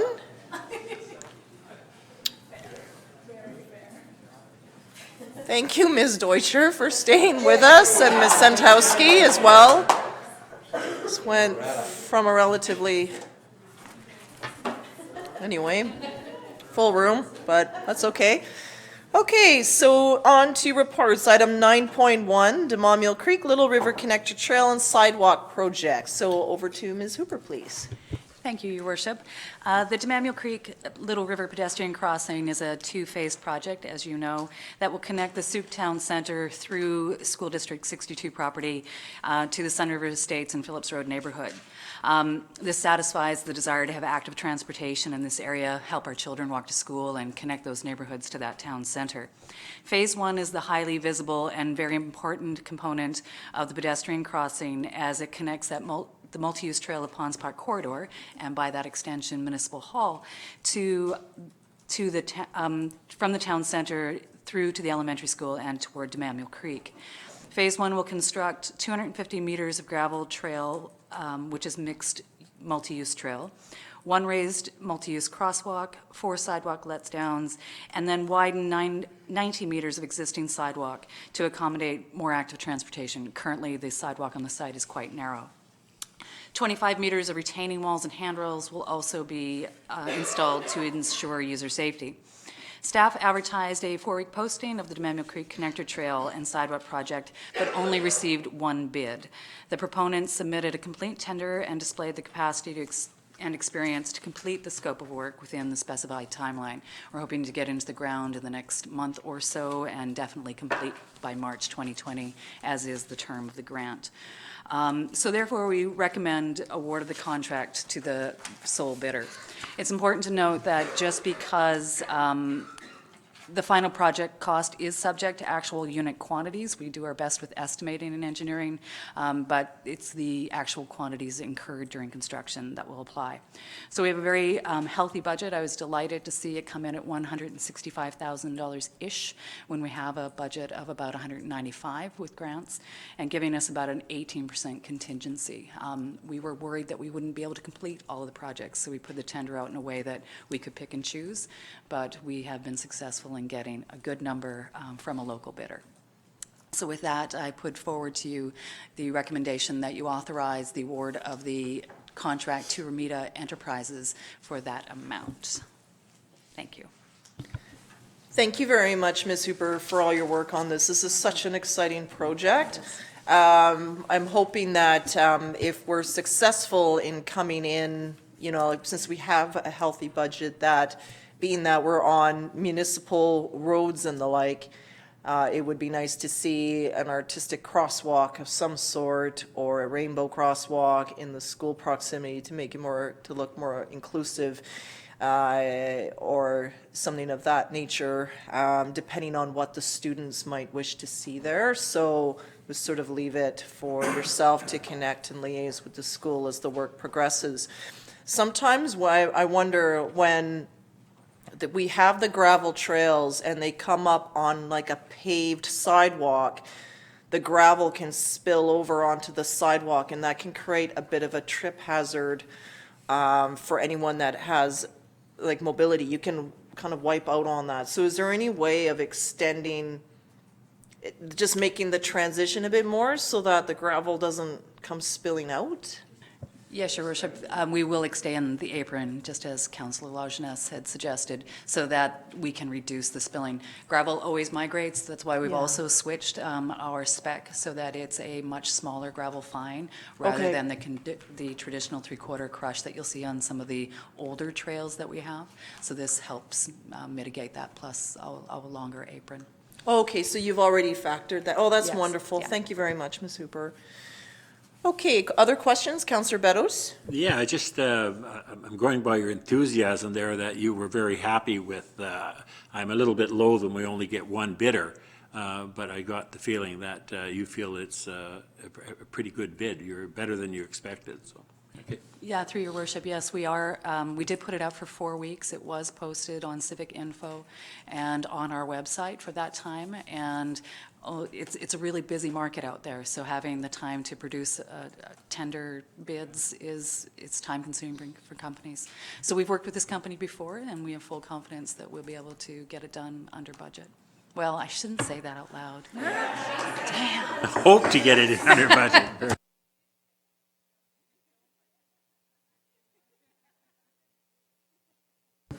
Other questions from members of council? Councillor Logans? It's like the third time I've spilled my water this week. No question, but just thank you so very much. This is very wonderful to see happen. Thank you. It's a great part of a team that has been able to put this together for getting grants and getting the money and putting the tender documents out. So I'll pass that on to staff. Excellent. Councillor Lajeunesse?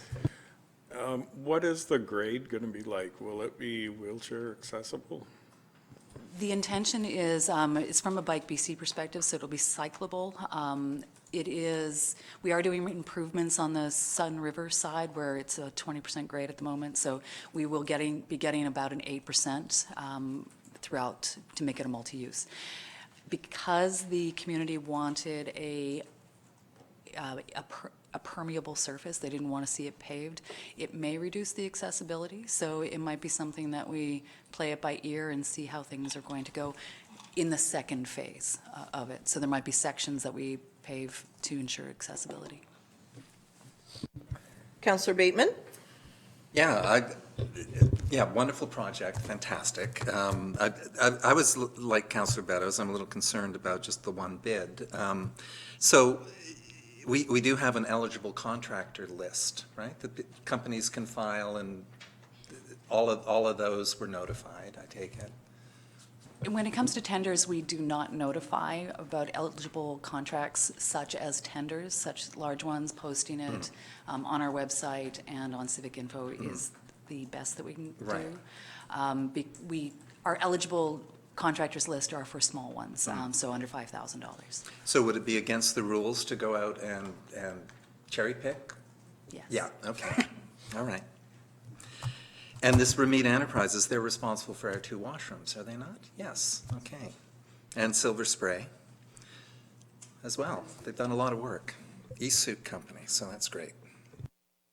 Excellent. So the recommendation is that council authorize staff to award the tender for the DeMamiel Creek Little River Connector Trail and Sidewalk project to Ramita Enterprises Limited for the amount of $165,879.99 plus GST. Moved by Councillor Beddoes, seconded by Councillor Logans. Thank you so much for this work, Ms. Hooper. I'm just so excited to see this come together. And I just think the way that staff, including finance and your other engineering tech, have managed to move other projects that we couldn't use grants for, but to also keep them alive for next year and to make the shift work is excellent. So thank you. So I'll call the question. All those in favor? Opposed? And that's carried unanimously. Excellent. Okay, 9.2 is policy CO004, flag protocol proposed amendment. And this was an element that we asked our corporate officer to report back on, and here it is. So over to Ms. Machado, please. Thank you, Your Worship. So yes, at the September 20th regular council meeting, council adopted our new flag protocol and asked that we come back with some language to incorporate the use of the pride flag or rainbow flag. So as recommended there, it's a new section 5. Supplemental to section 4, council directs a pride rainbow flag be flown for a period of 7 days to coincide with the beginning of the Victoria Annual Pride Week.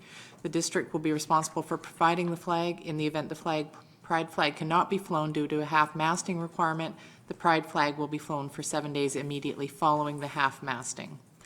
So that seems to be kind of a standard, is putting it in line with your local Pride Week, and 7 days is, because it's a week, and it seems to make sense. And there's also a recommendation there to direct staff to purchase a flag, which is estimated at approximately $200, which we can incorporate within our existing budget. Thank you very much for reporting back. Questions from members of council? Don't even go there. Councillor Bateman. Yeah, I just wanted to point out that Pride Week in Victoria is from June, this year anyway, June 30th to July 7th. So this potentially, I don't know how much room you have out there for flags, but Canada Day, would the national flag trump the pride flag? Yes, So okay. So this- maybe we, So just for clarity, it would be the district flag that would be replaced with the rainbow flag. Okay. So the Canadian and BC flag remain as is. Right. So it's our municipal flag that's changed. So that wouldn't be an issue. okay, excellent. Other questions? Councillor McMath? I don't have a question. I just would like to move that council amend policy, CO-004 flag protocol to add new section 5, pride flag is outlined in the report, and that council direct staff to purchase a pride flag. So that's moved by Councillor McMath, seconded by Councillor Logans. Any questions on the motion? See none, all those in favor? Opposed? And that's carried unanimously. Thank you, everyone. Item 9.3. So in part, this is my mistake for not being able to read a calendar properly. And I don't know what I was thinking. It's when calendars sometimes start, it's my own problem that I'm trying to fix, but I have one starting on a Monday instead of a Sunday and then mixing up dates. But we don't have a meeting scheduled for November the 18th. So what I had asked our corporate officer to do, and I know that Councillor Logans attends night courses on Tuesday, so it was just to cancel the November 12th meeting and replace it with the following Monday. We didn't have a meeting for. So we're not losing a meeting. I didn't want to move it up a week in case staff were working on timelines and deadlines, and then that would create an issue for them. So I thought if we could just bump it back. So we're not losing a meeting, we're just really changing the date of, and so it wouldn't be a regular meeting because that's already set. It would be called a special council meeting, which is like a regular meeting fully. So I'm just making this request that we look to do this so that we could have full attendance. Okay, so Councillor Loggins has moved that the November 12th, 2019 regular council meeting be cancelled. Councillor Bateman is seconding that. I will be, on behalf of UBCM, attending the Rural Municipalities Association Forum in Edmonton. And that'll be interesting just to hear perspectives from rural Alberta and the challenges that they're facing and just how they feel about the outcome of the federal election and so forth. So, and some of the challenges that they have there. Any other questions? Councillor Beddoes. I wrote it in my calendar. The new date. Excellent. Yes. I don't want to be waiting outside in the dark anymore. No, so just ask if it would just be helpful for our staff if we could have this orange. We all really love this orange sheet, so that if this could be updated with November and December dates, because we do have a number of other dates coming up now for budget and the like. So if there's any way we could have a newly revised one, that would be awesome. So I'll call the question then. All those in favor? Opposed? It's carried unanimously. And then there will be a notice that will go out for a special meeting. We don't need a resolution for that. It'll just be the special meeting that would be held the following Monday. Okay, so next up is item 10.1, financial plan bylaw amendment. So these do need to be moved separately. So the first one is that council directs staff to transfer $7,900 from the Housing Reserve Fund Establishment Bylaw 2006 for the Housing Needs Report. So, Moved by Councillor Bateman and seconded by Councillor Loggins. Sorry, did anyone have any questions about this at all? It's pretty straightforward. All those in favor? Opposed? That's carried unanimously. The second part then is that council give first, second, and third reading to the bylaws cited as 5-year financial plan amendment bylaw number 731-01 2019. Moved by Councillor Loggins, seconded by Councillor Beddoes. Any questions? All those in favor? Opposed? It's carried unanimously. Okay, thank you. Item 10.2, business license amendment bylaw number 753. Over to staff, please. Thank you, Your Worship. In addressing some concerns around the community. It became apparent that we needed to have some clarification in our existing business license bylaw around the requirement for charitable nonprofit organizations. So it's just a matter of adding them into the actual bylaw, and there wouldn't be a charge for it. But the reason for doing so is that it's the trigger for the fire department to do the inspection for public buildings. So we just, it puts the requirement on the nonprofit organizations to have one. And again, that triggers it. So it's just to keep the process moving. Okay, so in this vein, they would be renewed annually. So every year, the operators would then fill out the application submitted back to us. Is that correct? Would it be? I'm not 100% certain of the process. I think they just have to pay their invoice in year 2. I think there's only an application for the first time they take the business license out. Oh, I It's see. just the payment of their invoice, which gets sent out annually, that renews their business license. But in this case, if there's no fee, I'm just thinking like if something changed with the building No, or- because they would still have a business license that gets displayed in their place of business or their organization. So we would still be sending out a renewal. Okay. Even though there's no fee attached. Got it. Okay, Mr. McInnes? But if there is a change of use, it does require possibly a application for a building permit. Right, so then that's where it would be updated so that, okay, good. Any questions from members of council?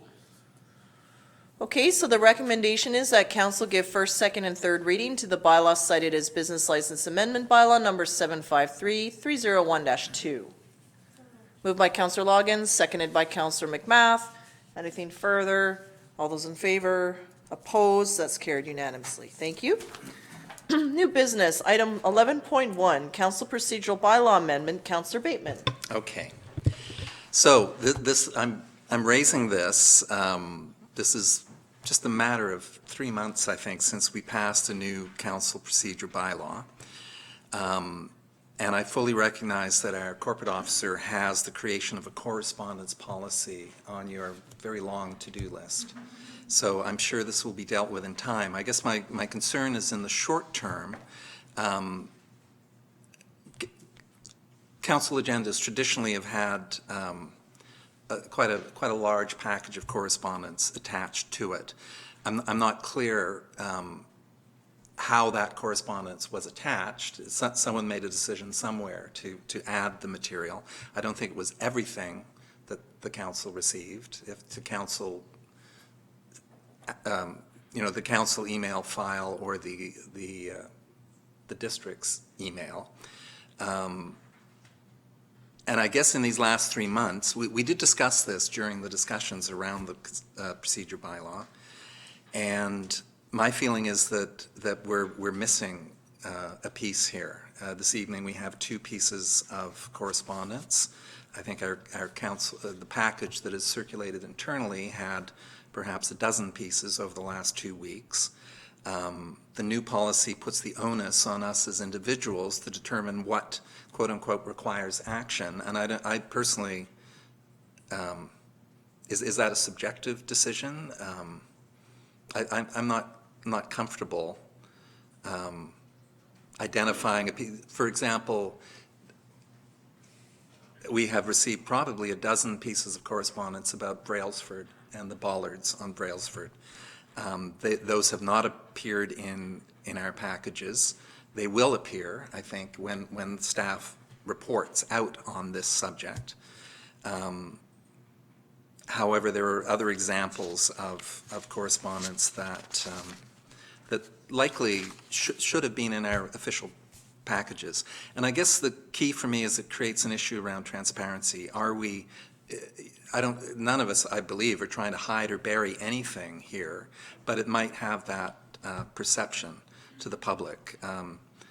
Certainly, I know that as a dedicated councillor watcher back in the day, and perhaps Ms. Droysher as our lone watcher tonight feels the same, and I'm certainly the Free Press at the back of the room would like to see at least a good-sized sampling of correspondence coming through. So I don't have any You know, I have a couple of things here. Tofino has a correspondence policy, and in its any correspondence addressed to mayor and council, quote unquote, the manager of corporate services will determine whether the correspondence must be circulated to other department managers or directors and will consult with the CAO as to whether the item is to be added to an agenda. So that would leave it in your two hands to determine correspondence that comes through. The other option that I saw in Qualicum Beach, they have something they call the council correspondence log, and it's just the one sheet with the various, you know, here's 25 items that have been received in Qualicum Beach. None of them are included in the agenda package, but this is, and if the public would like to read any of this material, it is filed in a binder at the front desk in Qualicum Beach.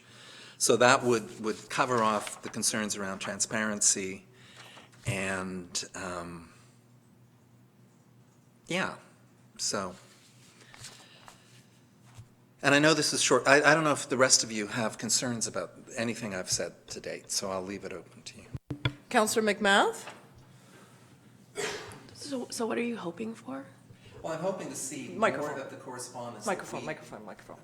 What we internally are seeing when our front desk person circulates it once a week, see more of that material coming through. And I know it's, each of us have the right to bring forward a particular item. However, we haven't been doing that to date. And maybe I'm the only one with a discomfort here. I don't know. Go ahead. I'm just trying to, sorry, I'm a little sick, so I'm a bit foggy.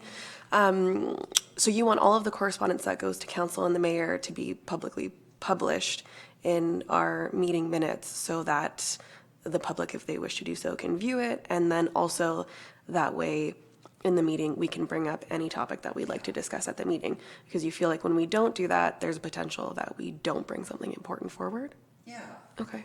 Or the perception that we're not bringing things forward. And of course, this is how we did do it up until June or so. Councillor Beddoes? I'm actually quite sympathetic to Councillor Bateman's concerns here. I thought I heard a pretty good solution, and that was to let the corporate officer and the CAO just do a wade through, because we originally had a look at this, and you know, when someone sends a 64-page thing about what BC Hydro is doing, I don't think that's relevant to, I mean, it's good information, I love to read it, because I did look through it, BC Hydro's report, but that can be weeded out, and that's where we, again, come back to trusting staff. If you could have a look at it, if you think something that's going to be relevant to what we do here, then you put it on the agenda like we had before. The fluff or the stuff that may not be, and again, we have to use your judgment, but you know this business probably better than most, then that's what you do, and that's what I'd like to see happen. Ms. Machada, you had your hand up, and then I'll go to Councillor Loggins. Thank you, through you, Your Worship. So first time I've heard about the Tofino one, but I think that's already essentially what we do. We look at if there's anything being requested specifically of council that is not sort of individual requests. So if CRD is requiring a motion be passed or something like that, those are the pieces that come forward on the agenda. Again, council does have the option to put those things that they feel may be of interest to council, or just themselves that they can make a story, or sorry, sell to council, like, no, sorry, using the wrong word, but I will say that I do like the Qualicum Beach item. That list that is attached in there is essentially already created, and it's what you're getting in your email distribution list. The only suggestion I would make with a change to that is I have been advised that we did previously keep all of our correspondence at the front desk, and it did nothing but gather dust. So I think we could certainly make a commitment that if anybody did want to view a certain piece of correspondence, they're easily accessible, they're filed electronically, and we could, you know, guarantee to make those available to that individual same day or next day, worst-case scenario, there's probably no reason they can't have it while they are standing at the counter if we're easily able to put our hands on it. But I think that's a good solution and still keeps us green, so we're not producing all of that paper in the agenda. There still are some people that take a paper copy of the agenda, public included, you know, so I think that's just a good solution. Sorry, I should have called for a seconder, and as we discuss this, is that? Right here. Okay, Councillor McMath. So now I'll go to Councillor Loggins. Thank you, Ms. Machado. That was kind of what I was going to mention as well, is that we used to kind of do it the Qualicum way, and it didn't seem to work out, which I think that's kind of what spiraled into where we are now. And then with the Tofino option, I think that puts the onus on staff instead of on council, and I don't know if that's like just adding more work or how it works, but I think to answer your question like that, it would be better if we waited for a correspondence policy. I wouldn't want to change again and again and again before waiting for that policy to come forward, and perhaps it's that we push that comes forward sooner rather than later, although that's not, well, I mean, one could argue it's part of, I don't know where it sits in our strategic plan for communication, but I think that might be the better way forward so that we could make sure we're doing it the right way. So, Mr. McInnes? Yes, I think we're very close to having a PDF with links in that PDF, and I don't see why it could not be an item on the consent agenda. People could click on the link if they want to see that, and if council wants to pull anything from that consent agenda, we can do it just as we do now with the consent agenda. I'm not sure how much work that would cause administratively, but it appears as though we're doing most of that already. If we're putting links and then we're still making all of that information available, it will put a significant amount of work back on the corporate assistants to redact that correspondence. Why is that? We can have an internal discussion around freedom of information, and once something is put forward, is it a public document or not? And just to follow up on what I was mentioning earlier, that was kind of why we didn't do that linked piece before, is because we did hear from staff when we were first drafting the newest procedure bylaw, that having those links in there would be a lot more time consuming. So that was why I think one of the reasons at least, that recommendation that we have now was put forward. So I agree with Councillor Bateman. I've seen the correspondence just sort of grow into something over the years that I sat here. So when I first arrived on council, everything was in paper, and a lot of our correspondence came in the mail, like it was mailed to us. And so there was the council reader file that sat where our mailboxes were, and as correspondence came in, it was put in there, and then it would also sort of be a copy would come with the agenda. And then with email, like then now it's sort of confusing because some does still come in the mail, and then some stuff comes emailed. And this is where I look forward to the policy, because some things go to info, and then some things come to council, some things just come to me but addressed to mayor and council. So it's always like sending emails out. So then sometimes I'm like, oh, I don't know if council's received this, so I better send it to everyone again. And then you're like, okay, now she's sending us all these emails. But I'm just trying to cover stuff off. And then sometimes, depending on the day, like there's so many emails that come through, I know that I'm missing some because it just depends on what's happening. And then it's been the case where, you know, I've seen that binder, like I don't even think anyone's looked at it. And then now I have a council that reads everything. So it's just different. And then there's still mail coming in many different ways. So some people will send an email to 5 members of council, and then I realize, well, they haven't sent it to everyone, so I better make sure everybody gets it. Or it's selectively coming to a few people, or some emails are wrong. So anyway, I think that can get addressed in the policy in terms of handling this. I think what might be helpful is that, and then sometimes many times I know I'm not replying to every email, so then it'll be the case of, have you received my email, and does council even care what we send them? So that way, I think, if we have the cover sheet like Qualicum has, you know, just sort of attached as reference, then I think if I was the sender, then I would know at least that, okay, it's made the public agenda. So even if it's not an ask, but you know, sometimes somebody might petition for something, or just here for information, you need to know that X is happening, and they send it off because we're encouraging people to email us and to communicate with us. Then at least they can see, okay, it's made that agenda, now it's moved to council, and whether they choose to do anything about it, they know that it's gone out and it's come, and then maybe it's the case of, yes, we've received it, thank you, or, you know, we're not doing, but then at least we know that everything's gone through. Because right now with the format, it's a case of, okay, I have to, oh yeah, that looks interesting, I better remember to send that to corporate. It can just get tedious, you know, or I need items 1 to 7, and sometimes, you know, maybe just send the whole thing, and then that defeats the purpose. But if we send just like that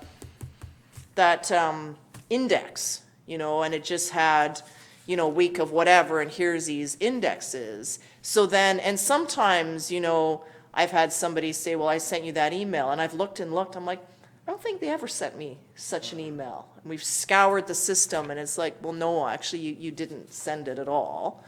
But this way, I think it just sort of, it eliminates the hundreds of pages to print, but at least I like the index, and then maybe that goes on the consent agenda, and then we just withdraw the pieces. And then internally, in terms of link, you know, I'll sort of let staff resolve what the best mechanism is there.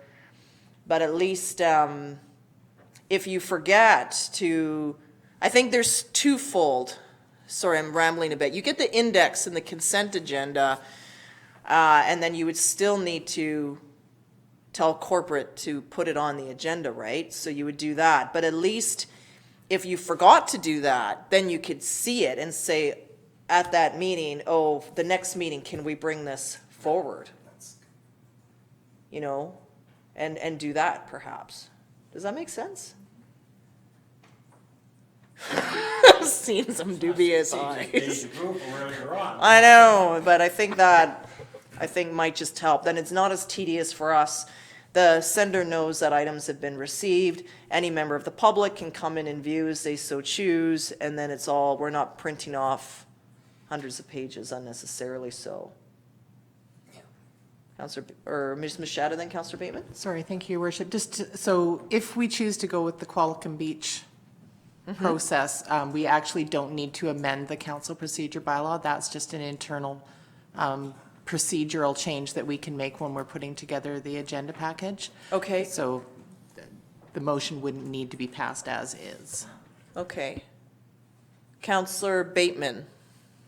Well, I think we're moving in a good direction towards a hybrid solution here in the short term until your correspondence policy's ready. Just Councillor Logan's noted strategic plan under Build a Reputable Organization, our mission is to improve communication and engagement with the public and community partners.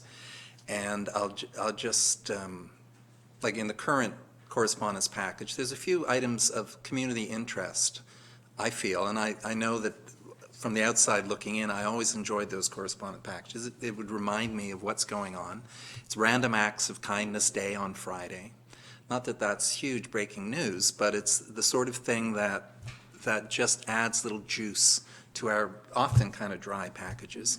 The BC Hydro report that Al mentioned is actually really good reading. There's a lot of there's a letter from CRD Board Chairman Colin Plant talking about this rather remarkable CRD initiative to have a forum of all councils, First Nation and municipal. That's a news story of a kind.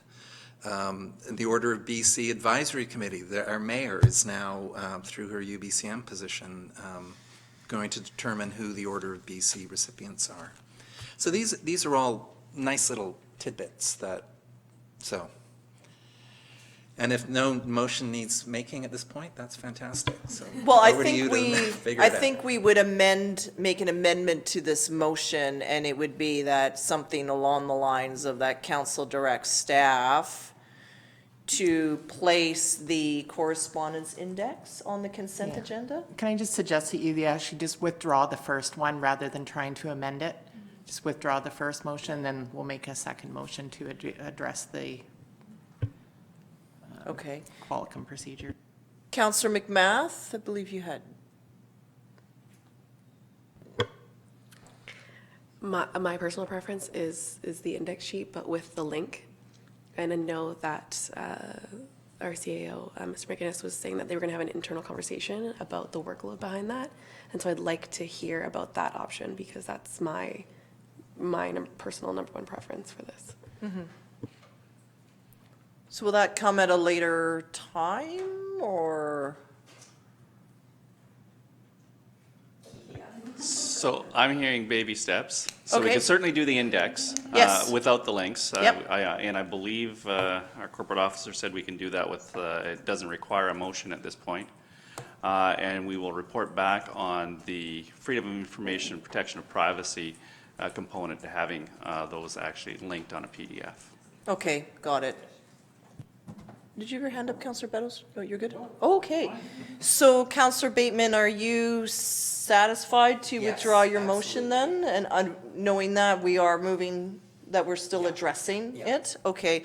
So does Councillor Bateman just withdraw the motion then? And then, okay, and then Councillor McMath, you had seconded it, so you're okay with withdrawing? Okay. So there's no debate necessary on that. So then, Ms. Muschetta, you would still like council to pass a resolution then? It's an internal process. It'll be noted in the minutes, and I think that's fine, because we'll just start doing it. Okay, and then we'll go forward that way. Excellent, thank you very much. So I do have a notice of motion. We are postponing Councillor St. Pierre's so that, and until he's here. So I am giving notice of this one for debate at the next council meeting, and that is that council directs staff to provide a report on transforming its friendship city relationship to a formal sister city relation with the city of Natori, Japan. So that'll be discussed at an upcoming meeting. So moving on to correspondence, we have our letter here from the EMCS Community Theater request for funding, and we also did hear from Ms. Bell earlier today. So I'll have to, as the past president of the EMCS Society. Okay, so Councillor Bateman is recusing himself. Were you past president in your role as being a council liaison? No, I am the current past president. Oh, I see. Okay, understood. Thank you. Councillor Logans? I just want to clarify that I am not recusing myself, as I am no longer an employee of SD 62 or the EMCS Society. Got it. Thank you. Yes, Councillor Logans. Councillor Beddoes? My understanding, and that's why I'm having to see a lawyer, if you declared yourself in a conflict in the past, you can't undeclare yourself. I'll ask the CAO for comment on that. And it is a personal decision to declare or not declare, but I have not been working them for 6 months, so I have no financial interest in the organizations. I know, but we did hear, though, that if you declare yourself and you leave the room, you need a legal opinion to come back in. That's the only Because reason. of that whole conflict. I'm and going the through it Supreme now. Court That's the only ruling. reason. I want Yeah. to save you some. I'll leave if I have to, I'm fine. If we could maybe get clarity, Mr. McKee? So if Councillor Logans in this term of office has declared and left the room, the community charter is fairly clear that it does require a legal opinion to in fact give you advice as whether you're still in a position or not. In the term of office? So in the current term? Correct. So in this case, have you ever declared a conflict of this matter in this term? I don't think I have in this term, but I'll just leave for that, just in case. But I don't think that this has come forward in this term. I think it was, unless it has. But if you Oh, leave it now, has, it did during then you are the grant. declaring a conflict That's of okay, interest. because I could get a legal opinion in the meantime before anything came up again. That's, like, if I were to leave this time, so I'm fine with that. Okay. Okay. Thank you, Councillor Beddoes. So Councillor Logans is leaving. Okay. Yeah, because I think that was during the grant. Which wasn't the last. It doesn't matter. Okay. Don't worry about the agenda. Yeah. Okay, so we still have quorum, so that's good. So we have heard of the, I believe it's, did you recall receiving a letter on the theater seats and the funding in this past year's round of community grant deliberations? Okay, sometimes the years blur together, so I just wanted to make sure that this was somewhat current for everyone. So at that time, it was the timing, and then they have now explored other funding opportunities. And we did receive a presentation, I think, on the theater and its use and how much of it was school and how much of it was community related, if I'm not mistaken. Okay. Councillor Beddoes. Yeah, other than previously, it wasn't these amounts. I mean, it's gone up considerably. Cost estimate to 120 to 175,000. I don't think it was anything near that before. They were looking for an additional 40,000, and I see now that they're getting 50,000 from, or supposedly, if I read this right, 50,000 from the school district, and they're hoping to raise 50,000. So they're in deficit of between $20,000 and $75,000. When they came to us, it was very early in our term here. I believe we were looking at a $40,000 figure back then. So things have changed a little bit, but I don't know what that has to do with anything other than just going back to, we did address this at one time, and I think we were waiting for more information from them, and I think this is what it is, because we asked them to go away and find some other funding, because we're very uncomfortable with the $40,000. So with that being said, I guess we have to deal with this latest one. Yep. Councillor Lajeunesse? I'm not familiar enough with the history, I don't think, of this. Why do they need to replace the seats? Are they? I think they're breaking up, so they're mechanically they're done. I think mechanically, and the fabric also is tearing on the seats, and they're getting worn out completely. So this is that's my understanding, is that in some cases the seats are failing, and in many cases the materials are failing. So some have been patched, but it's come time to replace them. The seats, as I know it, are original to when they went in, and they haven't been replaced since then. My family bought one.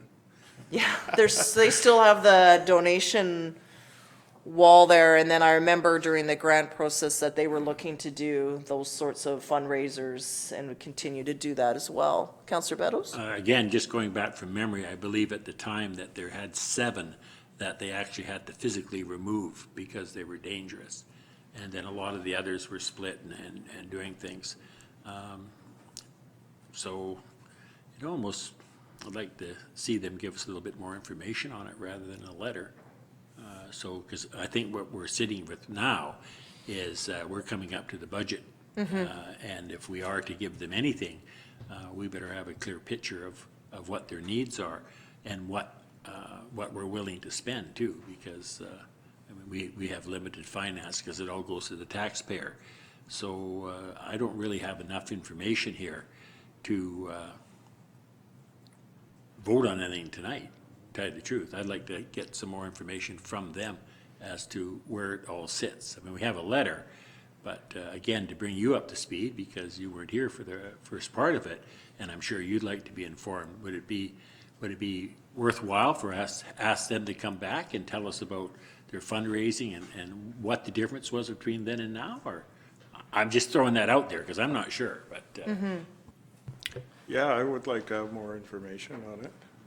So perhaps what we could do is is direct staff to ask the EMCS Society to present to us at an upcoming meeting, and to basically advise, like we have the letter here, but if they could also provide those materials.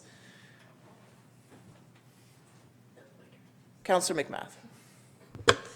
When they came to us when they were applying for the grant, they had like photographs of all the chairs. They had much more specific information on like the extent of the damage. So I'm sure it wouldn't be hard. And even we could probably just go look back. We could at what actually they originally sent us, and then they could just send us an update. Councillor Beddoes? Yeah, I mean, I don't disagree, other than it looks to me like some of the figures have changed. So I would like someone to be sitting up there that we can ask these questions to. And yes, it may be repetitive a little bit, but I think it behooves them. The other thing that it not bothers me, but I would like to summon to give me an exact figure of what they're looking for from us, because I don't see it in here. Did I miss it? Or they're not asking for like 40, 50, 60. They're just left open. This is what we're dealing. I would like them to come and give me a figure. You know, we're looking for $30,000. We're looking for $40,000. Okay. So I think it goes back to bringing us up to date, because it's a bit of an old file now, and give us an update.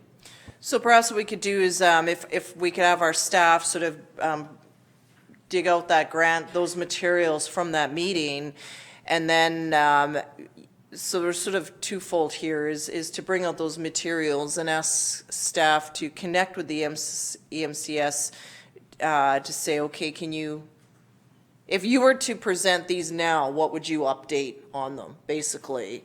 Something of that nature, and then find out, okay, so they have some funding that's secure, they're still fundraising, so what are they asking? And as I understood it, it looks like a 2-year funding project. So looking, sort of what I heard from the speaker earlier today is that if sort of funding the difference of the $50,000 is impossible in one budget cycle, that it would be 2 years, but then, so I think that's the question that we could get some more clarity on. I need some more clarity.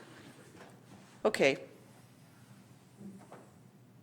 So the suggested motion then would be that council direct staff to ask the EMCS Society to present to council at an upcoming meeting, and to also, if you could also email the last file so we have some background information, that would be great.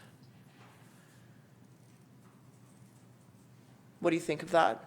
I mean, I'm comfortable doing, I do feel that we should allocate some budget towards this. I like the fact that we could do it over a few years, so it's not just where I do think it's a community, is an important community facility. It's not just a school, it is used heavily by the rest of our communities, so I can appreciate that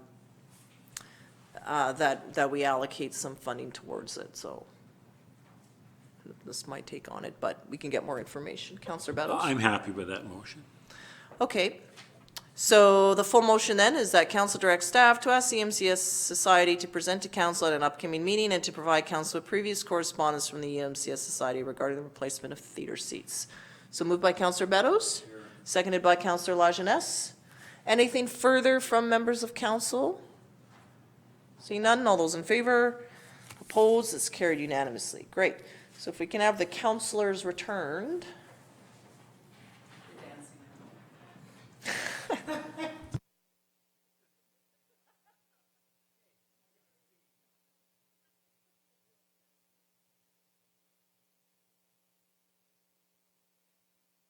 Okay, the next one is an item that came to me regarding green crabs, and from a concerned resident. And so there was some time I've had a recent conversation with somebody, and I'm not entirely certain who it is, but that there has been green crabs spotted in the harbor, and we're talking about how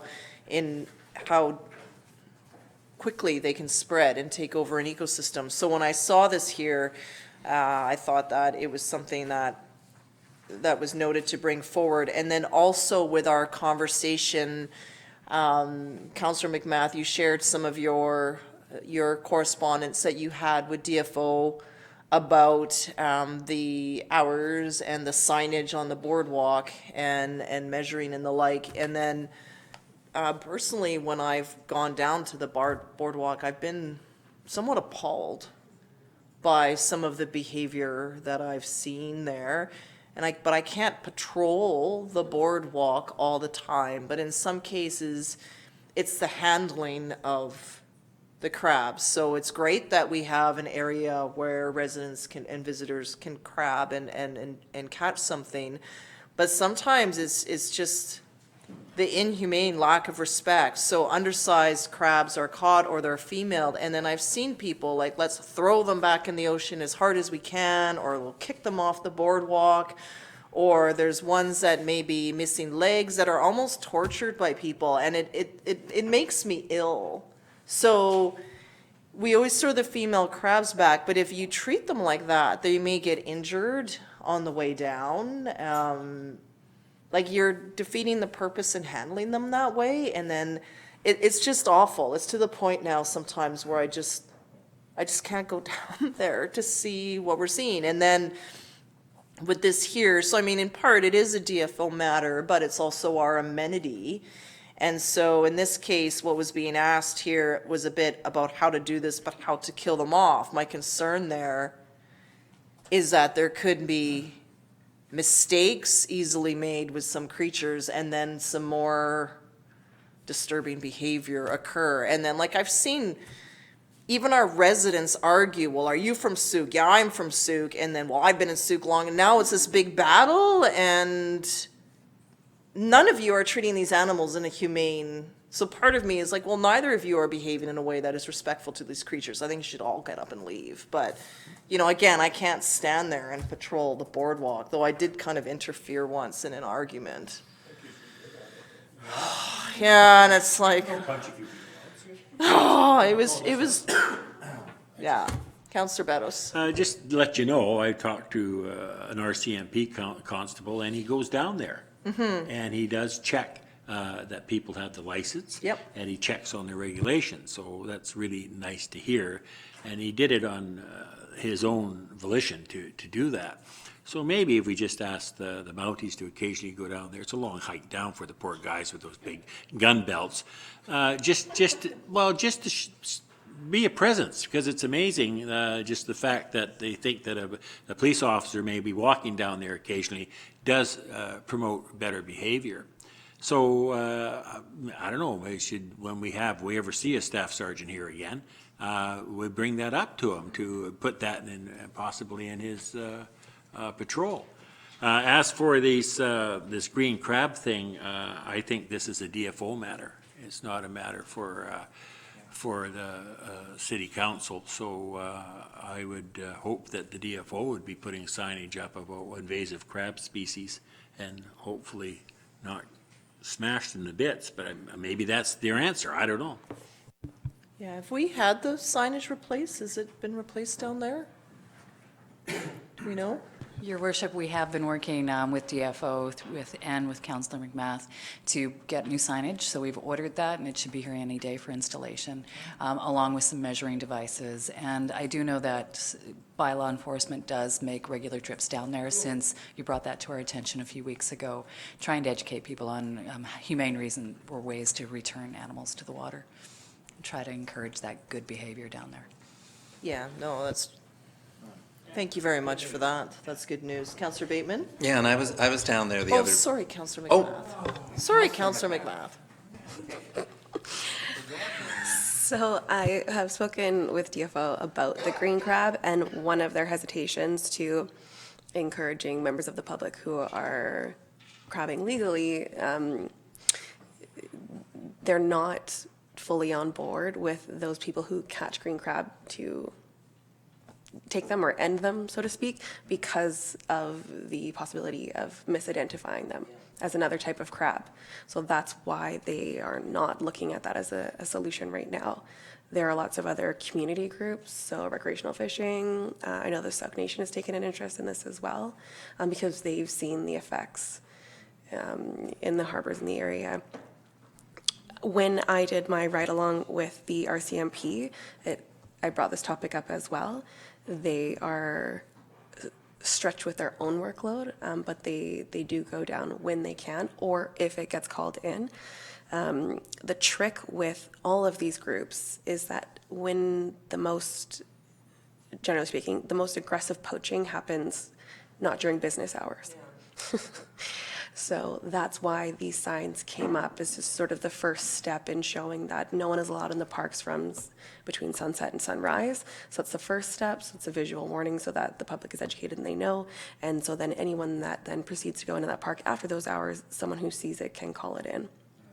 And DFO has tried to put together some resources so that they can be there, but there's a large cost associated with that to all those groups. So that's where it's at right now.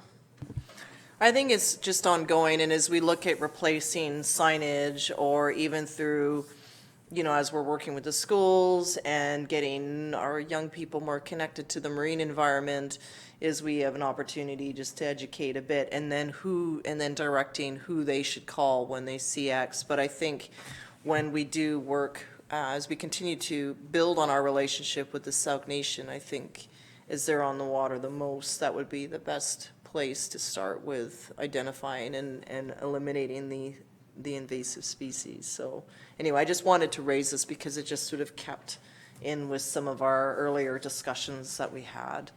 Councillor Beddoes? Yeah, just a clarification from Ms. Hooper. You're putting signage down there. Is the public banned from the pier after dark? Yes, through your worship. The Community Parks regulation states that all parks are closed from sunset to sunrise. And though not all parks are signed that way, that is what the regulation does say. The only reason I ask is, I haven't done it for a lot of years, but I used to take my grandkids when they're smaller down to actually went to the government wharf, but I guess it happens there, shrimping at night, build your own shrimp nets. And it was a very popular family-oriented thing, but we don't allow that on the pier then, eh? No, not currently. Okay. And I think just as maybe behavior changes, there's been vast amounts of crab poaching that's happened at night. I think there was some people that 120 some violations, because that's the number of illegal crabs that they had. So it's one ticket per animal, and I don't know how many they dumped back into the water, but that's where it's the case where it'd be lovely to have that sort of activity, but that is the problem. Yeah. Okay, Councillor Bateman, sorry, you had your hand up as well. Well, I guess I was down there last week, and I ran into a couple of veteran crabbers, and they like alternating between Sydney and Souk. Sydney, you get the rock crab. Here you get the Dungeness crab. And we did talk a bit about the poaching, and it's like young kids, if they can snag any, like a young crab or a female crab, they need some encouragement. And there is good encouragement by residents and the veteran crabbers to keep things going along. But I think with the addition of the bylaw and the signage, good work, Councillor McMath. Yeah. So yeah, there, and Souk, Dungeness crab, it's quite a, that is a lot of potential down at that boardwalk. And your signage when you get your, whatever the trail's called. What is that trail? Not the Stickleback. Through your worship, that would be the, well, it's like. Well, I think there's an opportunity just, over time, let's respect all wild creatures, anyway, enough said on that. So a motion to receive, please. The correspondence moved by Councillor Lajeunesse, seconded by Councillor McMath. Anything further? All those in favor? Opposed? It's carried unanimously. Verbal reports. Councillor Beddoes. Yeah, we had our CRDC Park meeting the other day. We had a very, very good presentation by Steve Noki down there, the manager, about the upcoming budget, and Councillor Bateman was there. I think it was one of the better presentations I've seen in a long time. Very, very well done. Things are going well. Things are going well with the addition to the gymnasium. Yeah, actually even, talk about things coming in under budget. There may be a few of those items might be under budget. And it's looking good. We're pretty happy with it, so. Thank you, Councillor. Other councillors? Councillor Bateman. Okay, I attended the Souk Community Celebration on Saturday at the Baptist Church, and that was a really good event organized by the Volunteer Center. It was a mix of local artisans and nonprofit groups seeking volunteers. And the Lionesses were there, the Shoebox Project, Souk Food Bank, Souk Shelter Society.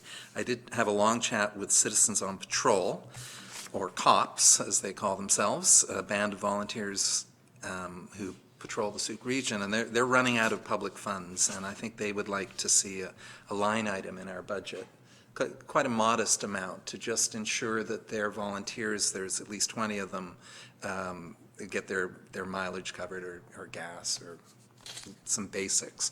So the suggestion to them would be to bring forward a delegation to make that formal request. Is that correct? Ms. For something like Machado? that? No, the proper process with that would be through the community grant application process in January. Okay. So like the Souk Fine Arts Society, they would like stable, guaranteed funding over time. Yeah, the community grant policy still allows for line items. That's how the ones that are on there came there. They came through a grant application, and then they were just put on as a line item to ensure ongoing future funding. So I also, on behalf of Director Tate at the CRD Parks and Environment meeting on last Wednesday, brought up 2 notices of motion. The one that was addressed was the mountain biking policy for the CRD, and an advisory committee will be formed involving a wide range of interest groups. There's already a lot happening in the area of mountain biking. It's focused on Heartland, or the Dump as it's known, and Harborview. And Harborview is in need of a lot more love and attention. There's the Tansky area out in Jordan River. So there were at least 30 delegations by mountain biking enthusiasts, and they pointed out the therapeutic value of mountain biking, the fact that the CRD is a 4-season destination. So we have some pretty great mountain biking on Vancouver Island, and CRD, thanks to Mayor Tate, is now going to jump in with some strategic policies. The other motion was for a renewed appeal for off-leash exemptions in those CRD parks and trails that are either in whole or part within the District of Souk. And we had a delegation back in the early summer on the subject. As it turns out, we might want to withdraw this motion because next month's Parks and Environment Committee, a dog management policy framework for regional parks and trails will be introduced. And hopefully the concerns identified in a notice of motion that the mayor presented last year, seeking an exemption from the top of the potholes parking lot out to Leechtown off-season, might be included in this policy. So that's it for me. Thank you, Councillor Bateman. Just on those, I think just continue with the notice of motion. We'll just keep it in because the policy could come back very general because we don't know. No. And I would say just stay the course on that one. And thank you for your work on the other one. Councillor Lajeunesse, anything to report? No, I attempted to go to the carbon and wood construction information session, and the elevator was out of service. So they have 2 elevators in Victoria City Hall, so after about 20 minutes, they found the key for the second one. I went upstairs and the event had been canceled.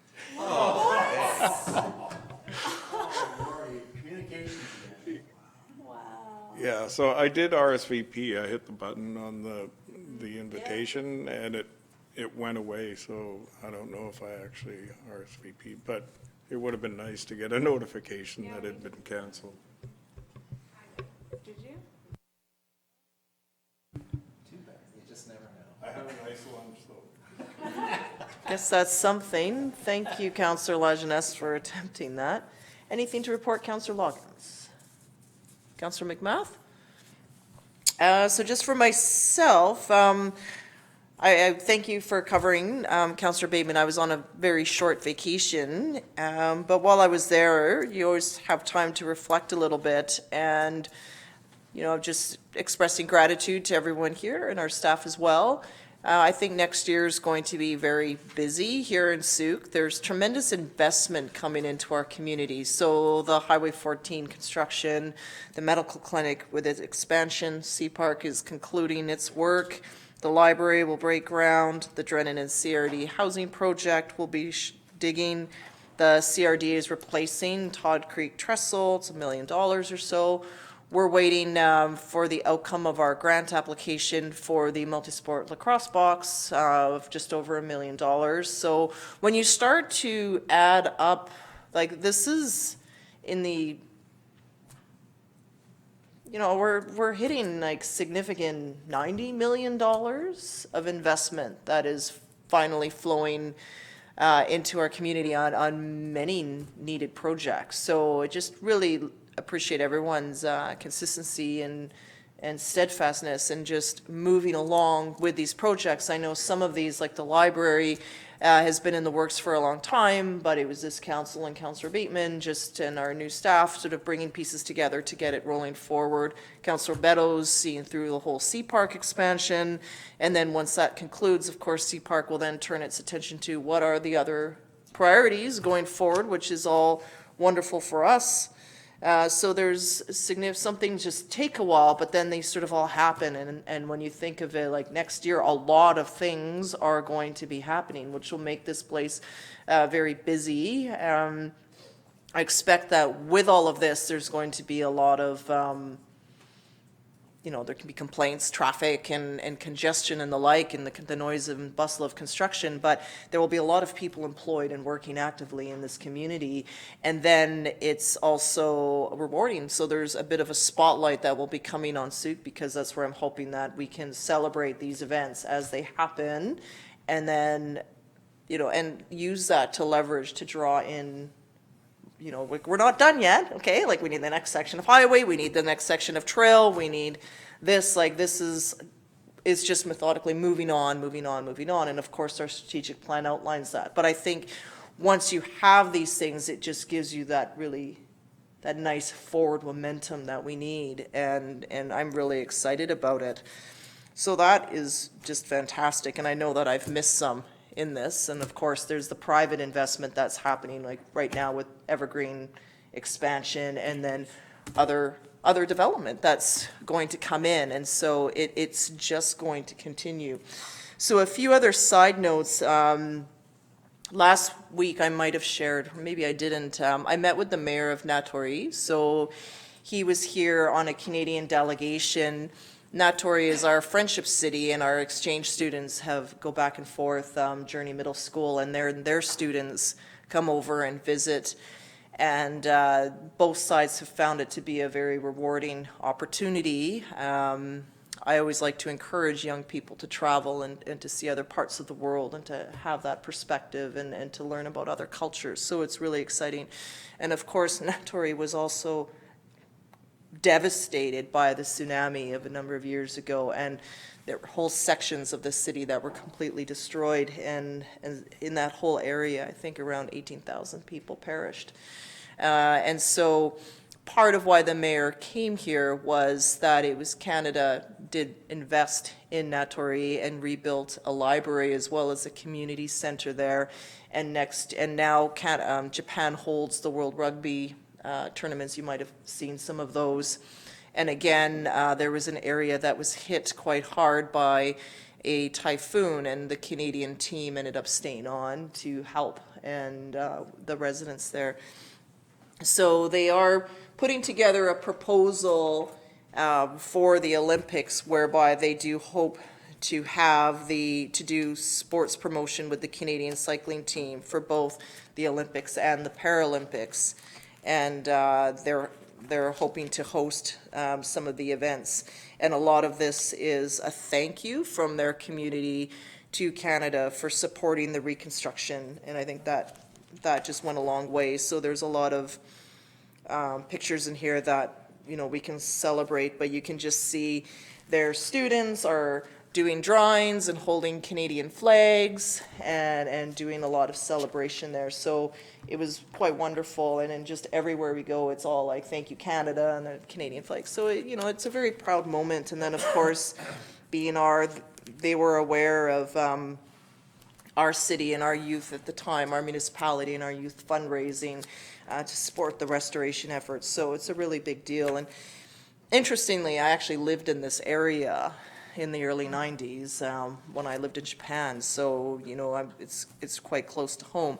So completely separate from Natori, the Japanese Association of Towns and Villages were in Souk today. So a different delegation, different entity altogether. And so this was a number of both elected officials and staff from various places across Japan. And they were on a tour. They were down in Oregon and then Victoria. And then they requested a specific trip out to Souk. So Lee Boyko at the museum hosted us there because they were interested to see, first of all, when they were looking around the South Island, wow, Souk's population has grown considerably. Like, what is happening in this town? How did it transition from a logging community, and how is it growing its economy now? What sort of challenges are they having? So it was an opportunity for me to brag a little bit about the work in our community, but also to share some of our growing pains. You know, yes, we've had this development, but we've turned into a bedroom community. We do want to retain our youth. So a very interesting exchange. I only had just under 2 hours or so with them. And of course, they were just a bit curious because in all of the Japanese towns and villages, they only have one female elected mayor.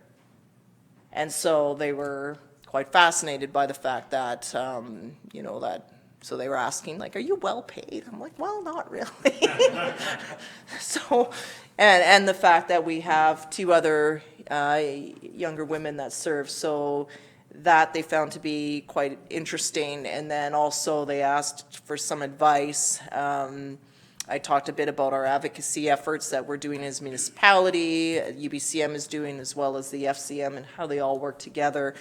And they're losing, many of the towns, smaller towns are losing their young people. The young people are all moving into the city, and they're finding it difficult to grow their local economies because they don't have the workforce. So when they asked me for advice, I just said that they really need to connect with their children.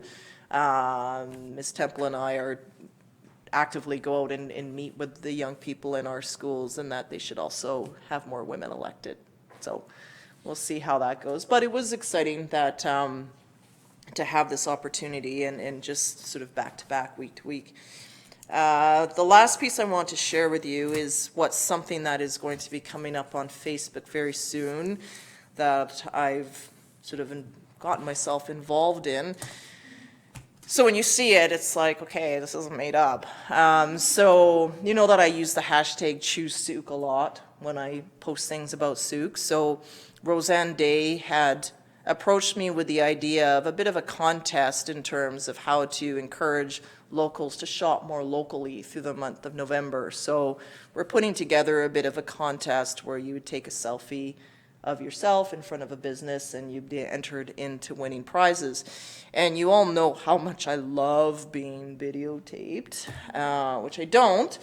So to make it a little more fun, since I have my very own bobblehead now, it's, to put a spin on it, it'll actually be my miniature self moving, and I will give the voice over of this, so just to make it a bit more fun. So I don't know, this could go really bad, and I could see myself like, why did I do that? But it's all about supporting local and shopping local, something fun, stepping out of my comfort zone. I'm in front of a camera, but hey, still found a way to avoid doing it. So I'm just working with Ms. Sankowski, is helping me with the script.